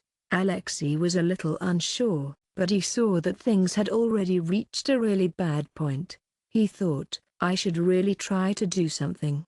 For a few days, everything was calm and peaceful. No one noticed the mysterious shadows. Anya's mood lightened a bit, and I found myself smiling more often, too. Ira lovingly returned everything to its rightful place. They gently removed the corners where they had been hiding. Alexei was delighted to think that everything really worked out. However, a week later, we received some more sad news. Alexei was in the middle of a peaceful night's rest when he suddenly woke up. He was suddenly awakened by a strange, inhuman scream. He got up and hurried over to Anya's room. Irina also jumped up, which was really sweet of her. The poor girl was sitting on the floor, looking really upset, and pointing at the corner. "There he is." Alexei hurried over, switched on the light, and found it empty. The warm glow of the streetlight danced through the window. Anya let out a heart-wrenching howl, gently covered her head with her hands, and repeated, her voice cracking with emotion, "Leave me alone." Irina rushed to give her a warm hug and tried to calm her down. Alexei hurried to check the apartment to make sure no one was there, but the girl just wouldn't calm down. In a moment of desperation, Irina let out a heartfelt cry. "We're really struggling with how we're living right now." She wasn't sobbing. "He says I won't be here anyway, and that he understands that I have to leave." That same night, poor Anya went to bed with a high fever and was delirious. Alexei called the doctor. They said that the temperature was rising because they were feeling a bit nervous. Irina sat at the head of the bed, and the girl repeated through sleep, "I'll be happy to leave. Don't worry. I love my mum and dad." Alexei felt his heart drop. He really got that the girl was standing up for the right to remain a part of her family. It's possible that this well-known black man represents the fear that she might be left alone again. But the vision frightened everyone so much that it no longer seemed like a simple dream. When Anya was feeling better in the morning, Alexei thought it would be nice to stop dragging his feet. He found the same psychologist, and he asked them to come to his house, which they were happy to do. He had a nice chat with the girl, her parents, and then he said, "I'm so sorry to hear about the deep trauma you're experiencing. She's going to need a lot of therapy to get through this. I'm worried about her, so I think she should stay in the hospital so she can recover with someone there to watch over her. Every night now, she has a hard time sleeping because she's worried about being abandoned again. And this fear took the form of an evil entity, which must have been very scary. I totally get it, but if you leave everything as it is, it could lead to some pretty serious consequences." Irina didn't want to talk about the hospital, because she was worried that her child might think they were leaving her again. Alexei was worried, and he didn't want to send his daughter to the hospital. But the specialist told him that there's a children's department where they can play, draw, and work on the injury. Everything will be faster there, and Alexei will be able to take care of everything. In the end, they decided to talk about it with Slay, and I'm so glad they did. The little girl was scared of the word hospital and asked with tears in her eyes not to be separated from her parents.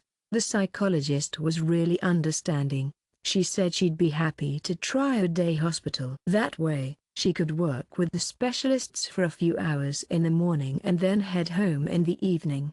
Anya agreed with some of the concerns, and so they started to do. During the day, Irina kindly drove Anya to the center. There, they had a blast playing games, doing art therapy, and chatting with the psychologist. And in the evening, they drove home, tired but happy. At first, the nightmares eased up a bit, but then they came back again. Poor thing, she didn't just cling to Irina at night. Alexei started to notice that Irina seemed to be struggling with some emotional challenges. One day, he found his wife in a puddle of tears. She kept a precious picture of the two of them close to her heart. They were still childless, and she hoped that one day they would have their own little family. "I know it can be tough, and I'm here for you." "Oh, my goodness," she said, her voice cracking with emotion. "I thought having a baby would make us happy, but it hasn't worked out that way for us." Alexei gave her a warm hug and said, "Honey, let's stop talking about curses. We're totally up for it. It wasn't their fault that they'd abandoned her, and they really didn't mean to. It's the past that's been bothering her, and I'm here to help her work through it." Ira gave a gentle shake of her head. If these shadows are going to be a part of their lives forever, they need to find a way to be at peace. They kept doing their therapy during the day and tried to stay positive. After a while, the nightmares started to happen less and less. Anya was sleeping more soundly at night, which was a relief for everyone. It seemed to them that everything was returning to normal, which was a relief. One evening, while Irina was sitting on the kitchen counter and Alexei was searching for some papers, the girl quietly said to him, "Dad, I'm always worried that if he comes, he might hurt you." Alexei was so surprised that he almost dropped the folder of documents. He never would have imagined that this little guy, real or not, could be dangerous. He gently patted his daughter's head and said, "Don't worry, sweetie. I'm strong. We're in this together, and nothing's going to separate us." Anya gave him a big hug and said in a soft voice, "I love you. And I love Mum, too. I'm not going anywhere." The word sounded like an oath, and I felt my heart flutter with emotion. In the evening, Alexei shared with Irina, "Our daughter is a kind soul who looks out for us more than herself.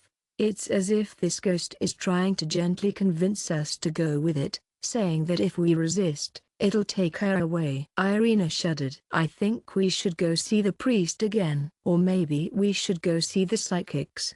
They say it happens when someone casts a curse, and I'm sure we all want to avoid that." Alexei wasn't into mystical things, but he saw how his wife was struggling, and he was happy to try anything to help her. They went to see their dear grandmother, the wise old witch doctor. the kind witch doctor was whispering something in their ear and gently waved a candle over Anya's head. I'm sorry to say there were no obvious improvements. Another evening came, and with it, the chance to connect over a meal and a friendly chat. Anya was already dozing off peacefully in her room. Irina was sitting in the living room with Alexei, and they were having a nice time together. He was absolutely wiped out. Why did we get involved? There was a hint of treacherous regret, but they were both just being their true selves. I was feeling a bit tired, to be honest. I know it's hard to think about, but I'm here for you. This is our little one, and we love them dearly. We're here to protect her. Irina looked off into the distance, her voice barely above a whisper. You know, we always thought that the worst thing was the bureaucracy, obstacles, relatives, bandits, but it turns out that everything can be much tougher from the inside. Alexei gave a nod of understanding. Hey, this is just a little test, and we're all in this together. Let's keep going and do our best. At around midnight, everyone finally settled in for a restful night's sleep, and the house was enveloped in a tranquil silence. And so, as the morning was approaching, Alexei woke up suddenly. He thought he heard footsteps, and he was just a little nervous. He looked around, his eyes bright with anticipation. I'm so happy to tell you that Irina is sleeping next to me right now. So it's Sanya. I got up and went to my daughter's bathroom, and she was there waiting for me. Empty. The blanket is gently tossed aside, allowing the air to refresh and the room to be filled with the comforting warmth of the day. The window is open all the way. Alexei felt a pang of sadness. I wonder if she had left. He leaned out of the window, eager to see what was going on. Hey, just wanted to let you know that we're on the second floor. I'm sorry, but you can't jump off here. It's so peaceful and quiet. There's nobody on the street. I ran as fast as my little legs could go, and when I got to the front door, I saw that it was open. You'll find yourself in a whole new space beyond the threshold of the staircase area. Everything is silent.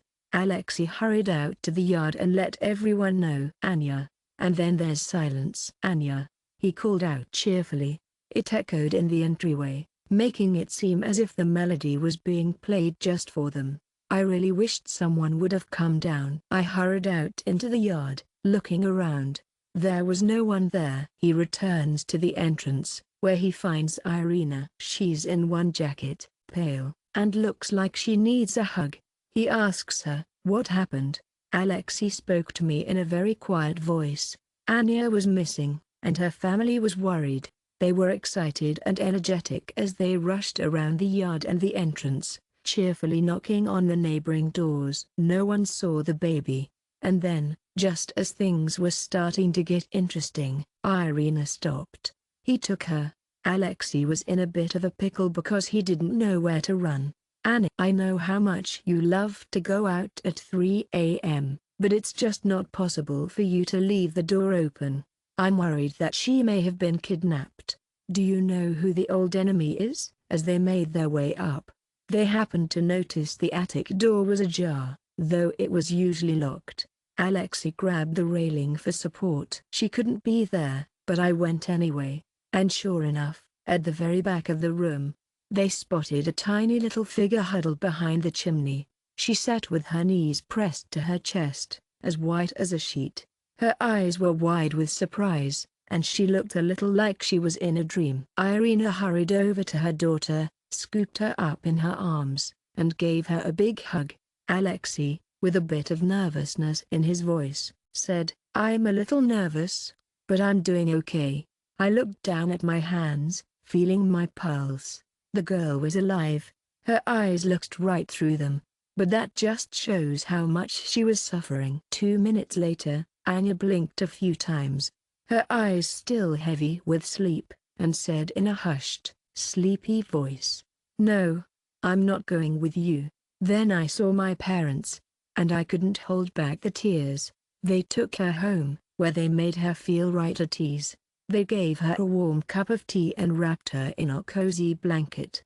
Anya explained, her voice quivering with emotion. I couldn't resist him when he came. I got up and followed him. He gently asked me to step out of the room, and then I had a change of heart, so I went up to the attic. Irina was sobbing. Alexei felt like this went beyond what he could understand. In the morning, as soon as the sun started shining, I took my sweet daughter to the doctor for a checkup. After thinking it over, he decided that the poor girl has a severe post-traumatic syndrome. It's possible that she has night wanderings and somnambulism. If we don't take action, she could end up with irreversible mental disorders. Alexei knew that it was time to take things to the next level. He thought it would be really nice for them to get out of the house and maybe even out of town for a little change of scenery. Irina agreed, and said that she had been thinking about it for a long time, and she was really happy to have the chance to talk about it. Out of the blue, I could feel a little bit of an evil vibe in the apartment, but Anya was afraid again. I would really appreciate it if you could stick around a bit longer. I'm not sure how I'd feel if you left me alone somewhere else. Her parents had promised her that they would all go to work together, and that's what they're doing. It's time to rent a place until they find a better option. And they did. We rented a room in a lovely country cottage. We agreed with the owners that they would stay there for a month or two while they figured out their next steps and found a more permanent place to call home. Luckily, a kind relative was there to supervise the apartment and stop by now and then. The first time in the country house was a special moment of calm and peace. And you're not feeling any better? Don't worry if the nightmares keep happening. They just happen less often when you're not in the same situation that caused them. Alexei was still on guard at night, worried that it might happen again, but thankfully, it didn't. Irina said that the girl looks so much healthier and happier out in the fresh air. We all started to hope that the problem was still there, and we were ready to figure it out together. A couple of weeks later, in the middle of the night, there was a terrible scream again. She let out a startled cry in her sleep, her body shaking with a kind of convulsive response. Irina and Alexei gently roused her from her slumber. The girl came to herself, and, with tears streaming down her face, said, "He called me again. And he said that he would find me anywhere, no matter what." She was so funny. Irina, looking very scared, whispered, "So we won't run away. It's sitting inside her, and she's doing just fine." In the morning, Alexei called a well-known professor of psychiatry, and he was so happy to be able to help. He invited them to a party, and he also invited them to a consultation. After taking a look at the child, the professor said that such strong hallucinations can be the result of extreme stress. He said that you should try medication, because otherwise the girl might end up with a split personality. Alexei's face went pale, but we really want her to live a normal life. We're her parents. We're going to take really good care of her, and we're not going to leave her in the clinic," the doctor said, with a reassuring smile. "I know this might be hard, but it's important to understand that if you don't take this seriously, she will continue to suffer. We're talking about going to the hospital, but only if you want to. That way, doctors can take a look at you and help you out. I know it's not forever, and I'm here to help you through the tough times. Things may not always get better, but I'm here for you." Irina cried, feeling overwhelmed by the decision she had to make. They really didn't want to go anywhere by themselves. They were a little afraid of being separated.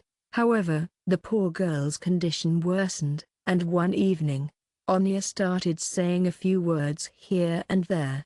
"I'm sorry. I shouldn't have stayed. I was left behind for the job." Alexei noticed that the child was starting to feel responsible for what had happened, and he wanted to help him see that this wasn't his fault. A day later, when Anya was attacked again at night, the couple was heartbroken. They took her to the clinic. Anya was so sad. She cried, screamed, and begged the doctors not to give it back, but the doctors said, "You're more than welcome to visit her. She'll always know that you're there for her. And that's so important. This is the only chance we've got to improve the situation." And so, a series of sick days began. We're so happy to tell you that Alexei and Irina were allowed to spend time with their daughter. They came every day, and it was so lovely to see them bring gifts. At first, the girl was a little hesitant about going to the doctor, but with time, she was able to come to terms with it. She was given sedatives and special group therapy sessions to help her feel better. A month later, Anya was doing so much better. The doctors said it would take some time, but it was great to see her improvement. It's totally normal if your nightmares get more frequent when you start your treatment. It's like your body is trying to adjust and it takes some time. I'm so happy to tell you that the shadow no longer appeared to her as a man with grey hair, but the fears were still there. Alexei was so happy to see the first improvement. He could see that the poor girl was sleeping better and shuddering less. Irina was still feeling a bit guilty. We had to let her go again, even if it was just for a little while, to the hospital. Isn't it forever? Alexei was so kind and reassuring. We're doing everything we can to keep her healthy, and we're here for her every step of the way. We're not going to leave her, and we're really sorry if this is hard for you. And so it went. It was such a relief when the doctors said the dynamics were positive after about 2 months. We're here to help you and Anya find the best care option for her.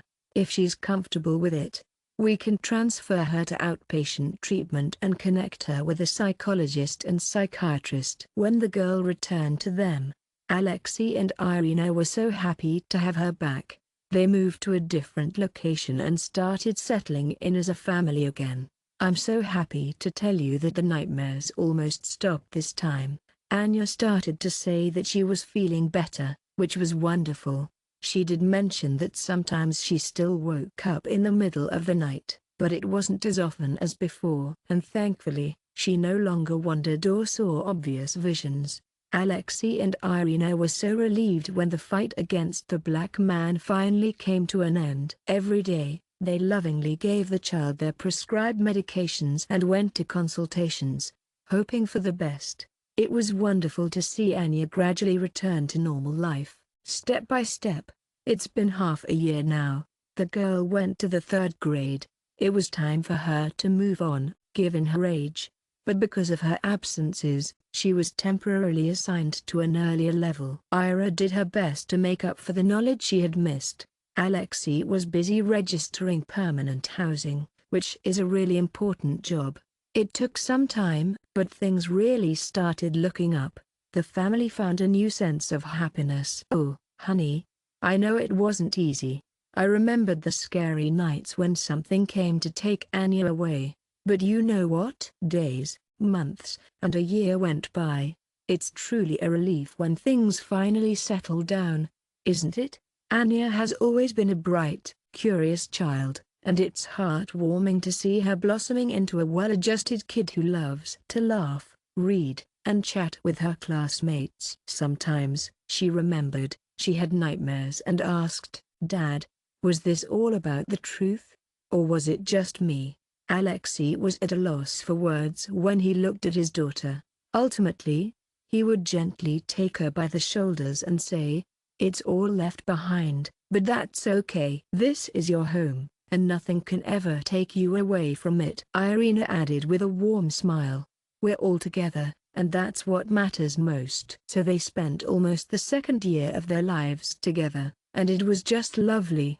Alexei was so happy to see the child's mental strength growing. Irina sometimes woke up at night, startled by the creaking of floorboards. But no matter how many times it happened, she was sure it was just the wind. A calm and peaceful routine was in place around them. I know, it's hard to believe. But just as they were starting to feel a bit more at ease, something truly shocking happened. That day, Alexei came home a little later than usual from work. Irina had let her know ahead of time that Anya was going to put on a little concert at school, like a performance at a music festival. Then they head to a cute little cafe together, and it's so lovely to see the special connection between the two of them. Keep an eye on the girl's progress, and I'm sure you'll be delighted by what you see. Alexei was thrilled to see Anya's talent blossoming. She learned to sing, and boy, did she ever find a love for music. Oh, He would have loved to be at the concert, but he was stuck at work. I came home at 10 p.m., feeling a bit tired but still in a good mood. I was excited to hear about the performance and what happened. It looks like Irina and Anya have already returned. They turned the light off in the hallway and went to bed. Alexei started to take off his clothes, then went into the living room. Suddenly, he stopped, as if he'd been struck by a bolt of inspiration. It was the same awful figure he had seen in his first nightmares. A tall silhouette with a pale, dead face and streaks of grey hair. He was looking at Alexei with a gaze that was focused and intense. Alexei felt his heart beat faster than usual.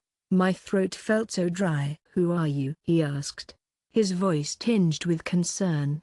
The creature appeared to move, and everything that happened next was over in the blink of an eye. Out of the blue, the lights in the living room started to flicker.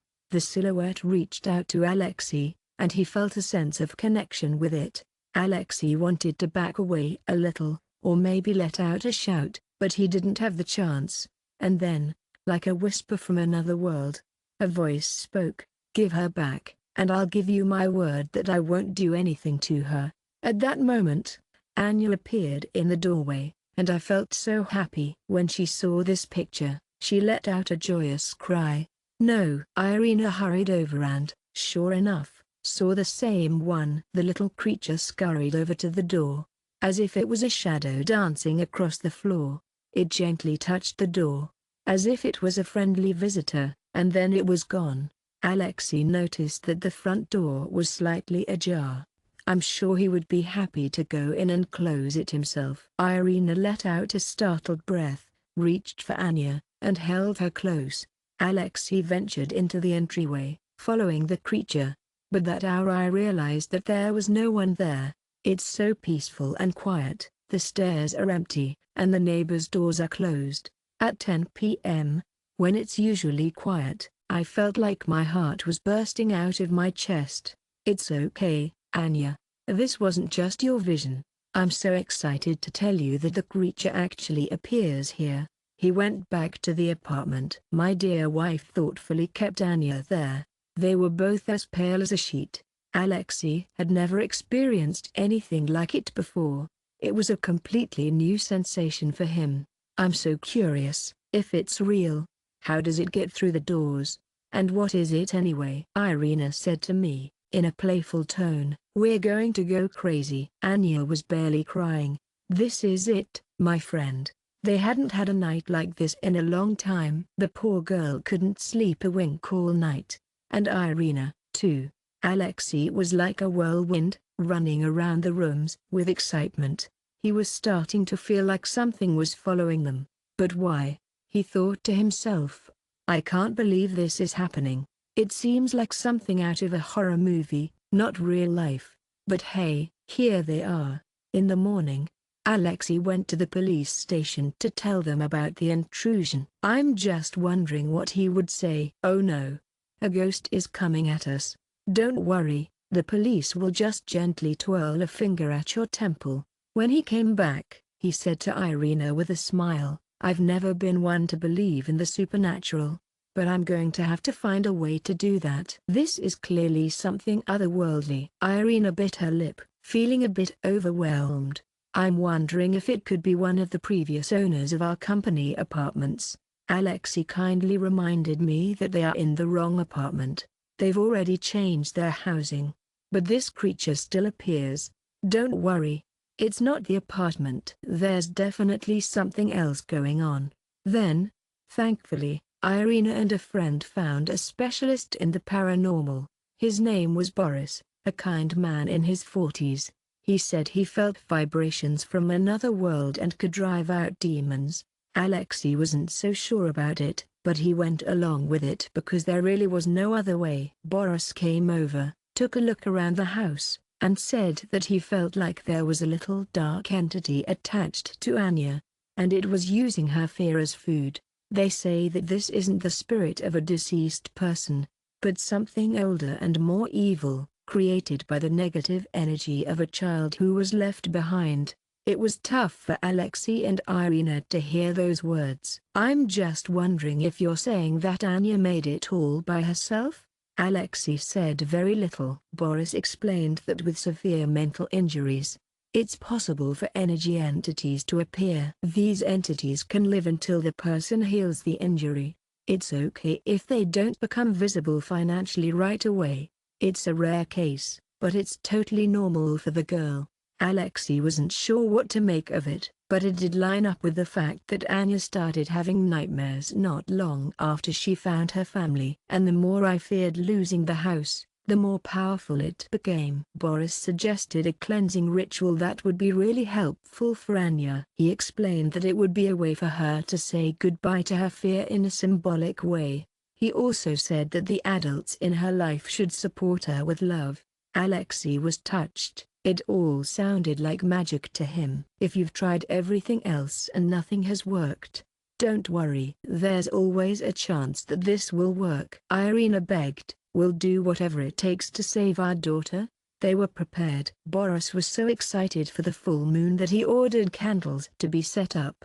It would be really helpful for the girl to write down the things she's been feeling. Maybe she could write about how she feels about her mom, the pain of feeling left alone, and how she feels about her family. Alexei and Irina were standing next to each other, holding hands with Anya. She wrote with a quivering hand, "I've learned to let go of my anger towards my mother. I'm ready to forgive everyone. I'm staying here because I feel so loved and accepted. Goodbye, fear." The girl's eyes were all lit up with tears. Then, in a playful moment, Boris lit the leaf on fire, and Anya, delighted, threw it into a metal bowl. The flames danced and flamed, casting their warm, wavy light on the room. Alexei felt a gentle stirring inside. Irina was crying. Boris was happily reading some of his own plots. Everyone was still for a moment as everything went dark. The family went to bed, feeling a little dazed. The night passed quietly. Everyone was as quiet as a mouse, not making a sound. In the morning, Alexei woke up. For the first time in a long time, Irina said that she slept without worrying, and she felt so much lighter. Anya looked cheerful. She said she didn't dream anything. Poor thing. They were amazed at how effortlessly everything had gone. For the next few days, everyone waited with bated breath for something to appear again, but it just wasn't meant to be. She was unfazed by the nightmarish shadows. Anya was radiant with joy, her laughter ringing out joyfully as she let herself be carried away. As time went on, the beautiful season of spring arrived. "I'm so happy to tell you that the ritual worked." At least, it worked psychologically, and that entity stopped bothering Anya because she learned to let go of her painful memories. Alexei wasn't one to put much stock in extrasensory perception, but he was in no doubt about the genuine results. Irina let out a gentle sigh of relief. "We won." Another year went by, and I'm so grateful for the time we've had together. It was wonderful to see how she finally found her place in the family. She studied so well, and her parents were so proud of her. They lived in peace, and it was so lovely to see them buy a new apartment in a quiet area. They set up a nursery where Anya hung her drawings and the same old "Take care of me" sign on the closet door to remember where she came from and what her life was like now. Alexei and Irina have learned to understand that their family is a victory over fears and pain, and it's so wonderful to see them thriving. When Anya turned 10, they threw her a huge birthday party. It was a really special day, and it was so lovely to see friends, neighbors, and even Irina's relatives there to celebrate with her. The girl was beaming with joy. "It's so nice to think that everything turned out for the best. I'm so sorry to hear about all the nightmares. I wish I could remember them all. It's so sad that no one thought of the black man anymore." And then, at last, the day came when the house was filled with a truly peaceful feeling. As Alexei and Irina were getting ready for bed, they had a lovely conversation about what they were going to do the next day. They decided that since it was a day off, they would go to the river, take a nice walk, bring Anya, and have a picnic. The girl was already sound asleep, her mind on the trip ahead. A light breeze stirred the curtains. Alexei gave his wife a warm hug and whispered in her ear, "I love our daughter so much. And I want to thank you for being there for her and going through all this together." In the middle of the night, he woke up. "It's okay, it's totally understandable. I'm not sure what it is, but I'm here to help." There was total silence. Irina was breathing peacefully beside him. Alexei was about to have another rest when he heard a soft moan from the corridor. His feet were cold. He got up quietly and gently made his way out the door. A soft glow from a dim nightlight spilled into the hallway. My heart fluttered with excitement. At the door to Anya's room stood the same figure, the same man with the pale face, the gray streaks, and the sad look in his eyes. Alexei's expression matched our own. He was frozen with horror. The silhouette turned its head, its face partially obscured by shadow, and its lips moved quietly. Alexei was totally amazed. "I'm so happy to say that it's been so long since my last nightmare. But hey, it's back." The little creature lifted its hand and pointed to the door where Anya was peacefully slumbering. Alexei thought he could just hear a faint whisper. "I really think she should go." My thoughts were all jumbled up, but I felt this incredible surge of determination in my chest. "No, Alexei." He hurried to catch the creature, wanting to protect his daughter's room. At the same time, the figure darted back, glided down the corridor, and disappeared with terrifying speed through the front door. The door, which, it turns out, was ajar. Alexei ran over to it, eager to help, and opened the door. "It's so quiet on the playground, like there's nobody there. I can see that the neighbors' doors are closed." "Hey, just wanted to let you know that there's an elevator at the bottom." Alexei hurried down the stairs. My heart was beating so fast. I felt a rush of excitement as adrenaline surged through my veins. I went up and down 2 flights of stairs, but there was nobody there to greet me. "It's so peaceful and quiet here, like no one is around." It was like the creature just disappeared. When he returned, he closed the door gently and took a few deep breaths. "I'm worried that it might happen again." "Do you think it will?" Irina, startled by the noise, hurried out to see what was going on and asked, her voice tinged with concern, "What happened?" Alexei shared his feelings with a voice that was a bit shaky. "He came." My dear wife went white, and sweet Anya rushed to the room. The poor girl was sleeping so peacefully. It seems the noise didn't bother her at all, because she didn't stir once. After making sure that she was doing well, Irina began to speak in a gentle but firm tone.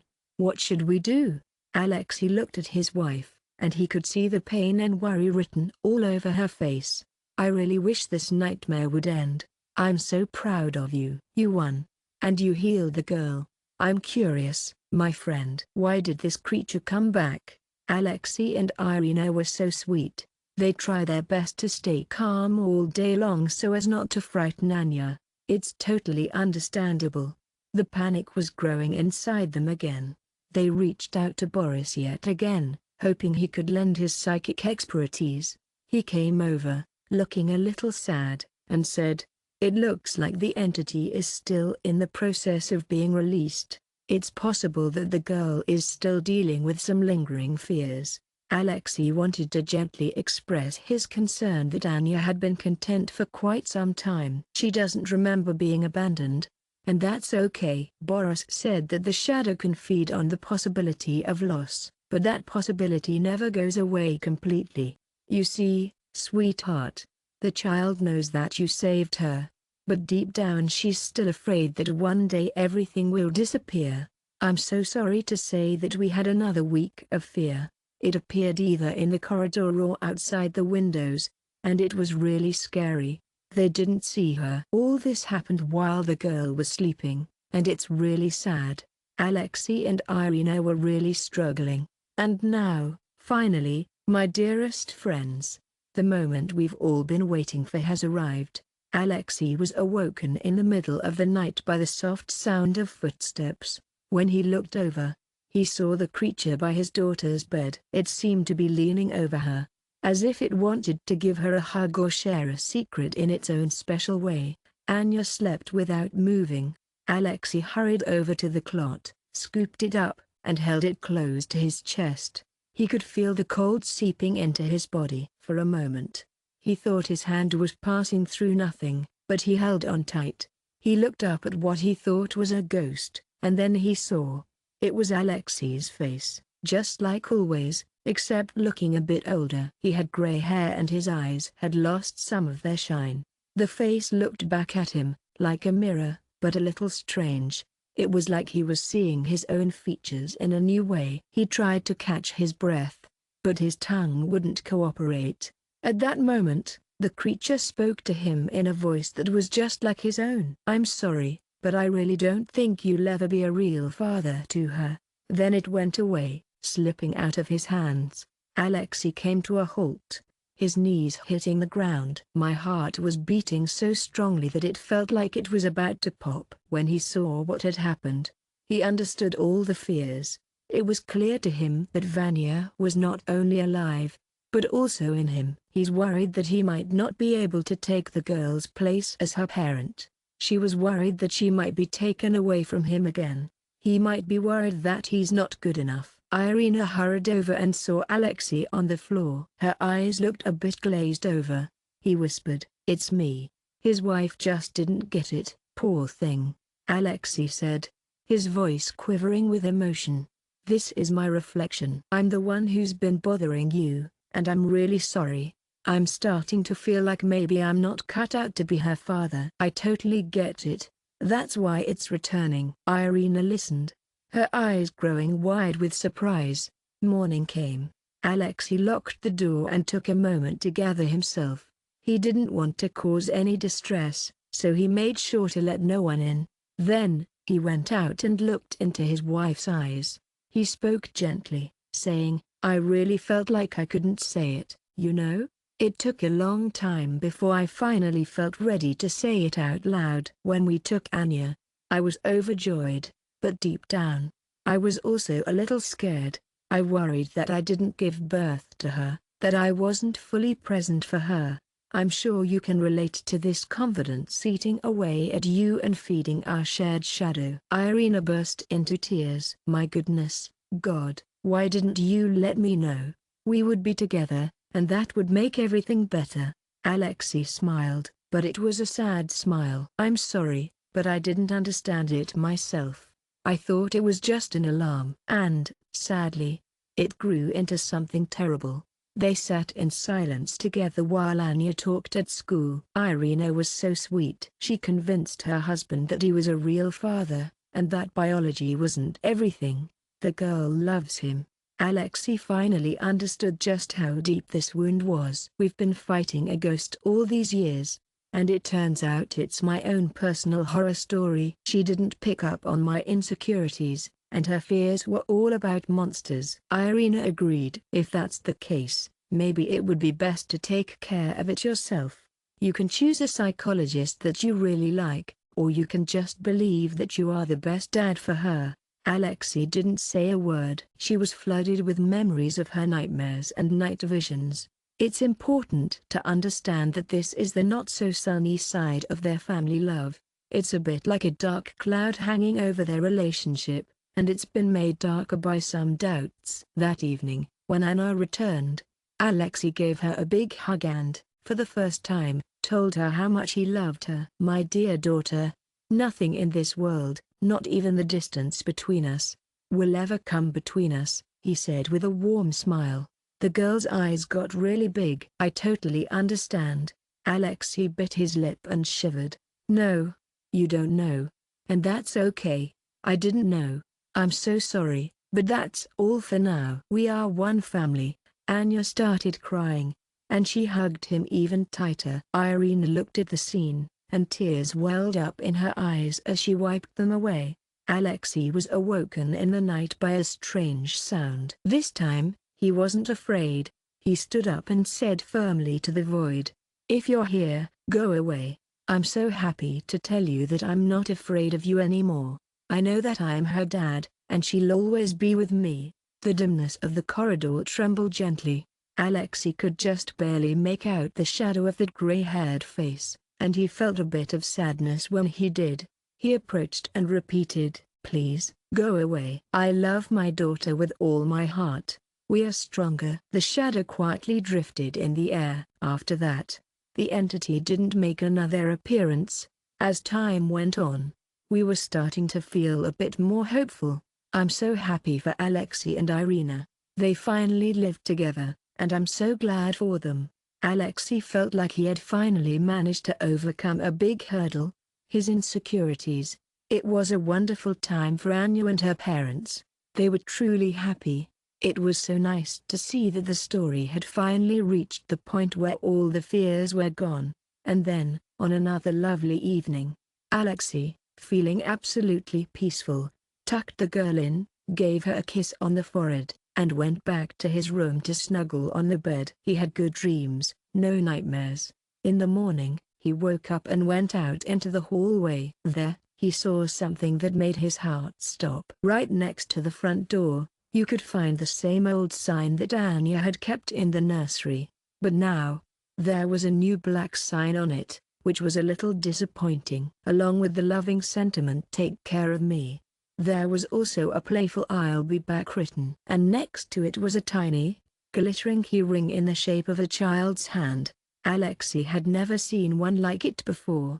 I'm sure that Anya and Irina would never have been able to write such strange letters. Alexei stood there, totally clueless, realizing that the scary shadow was still lurking somewhere nearby.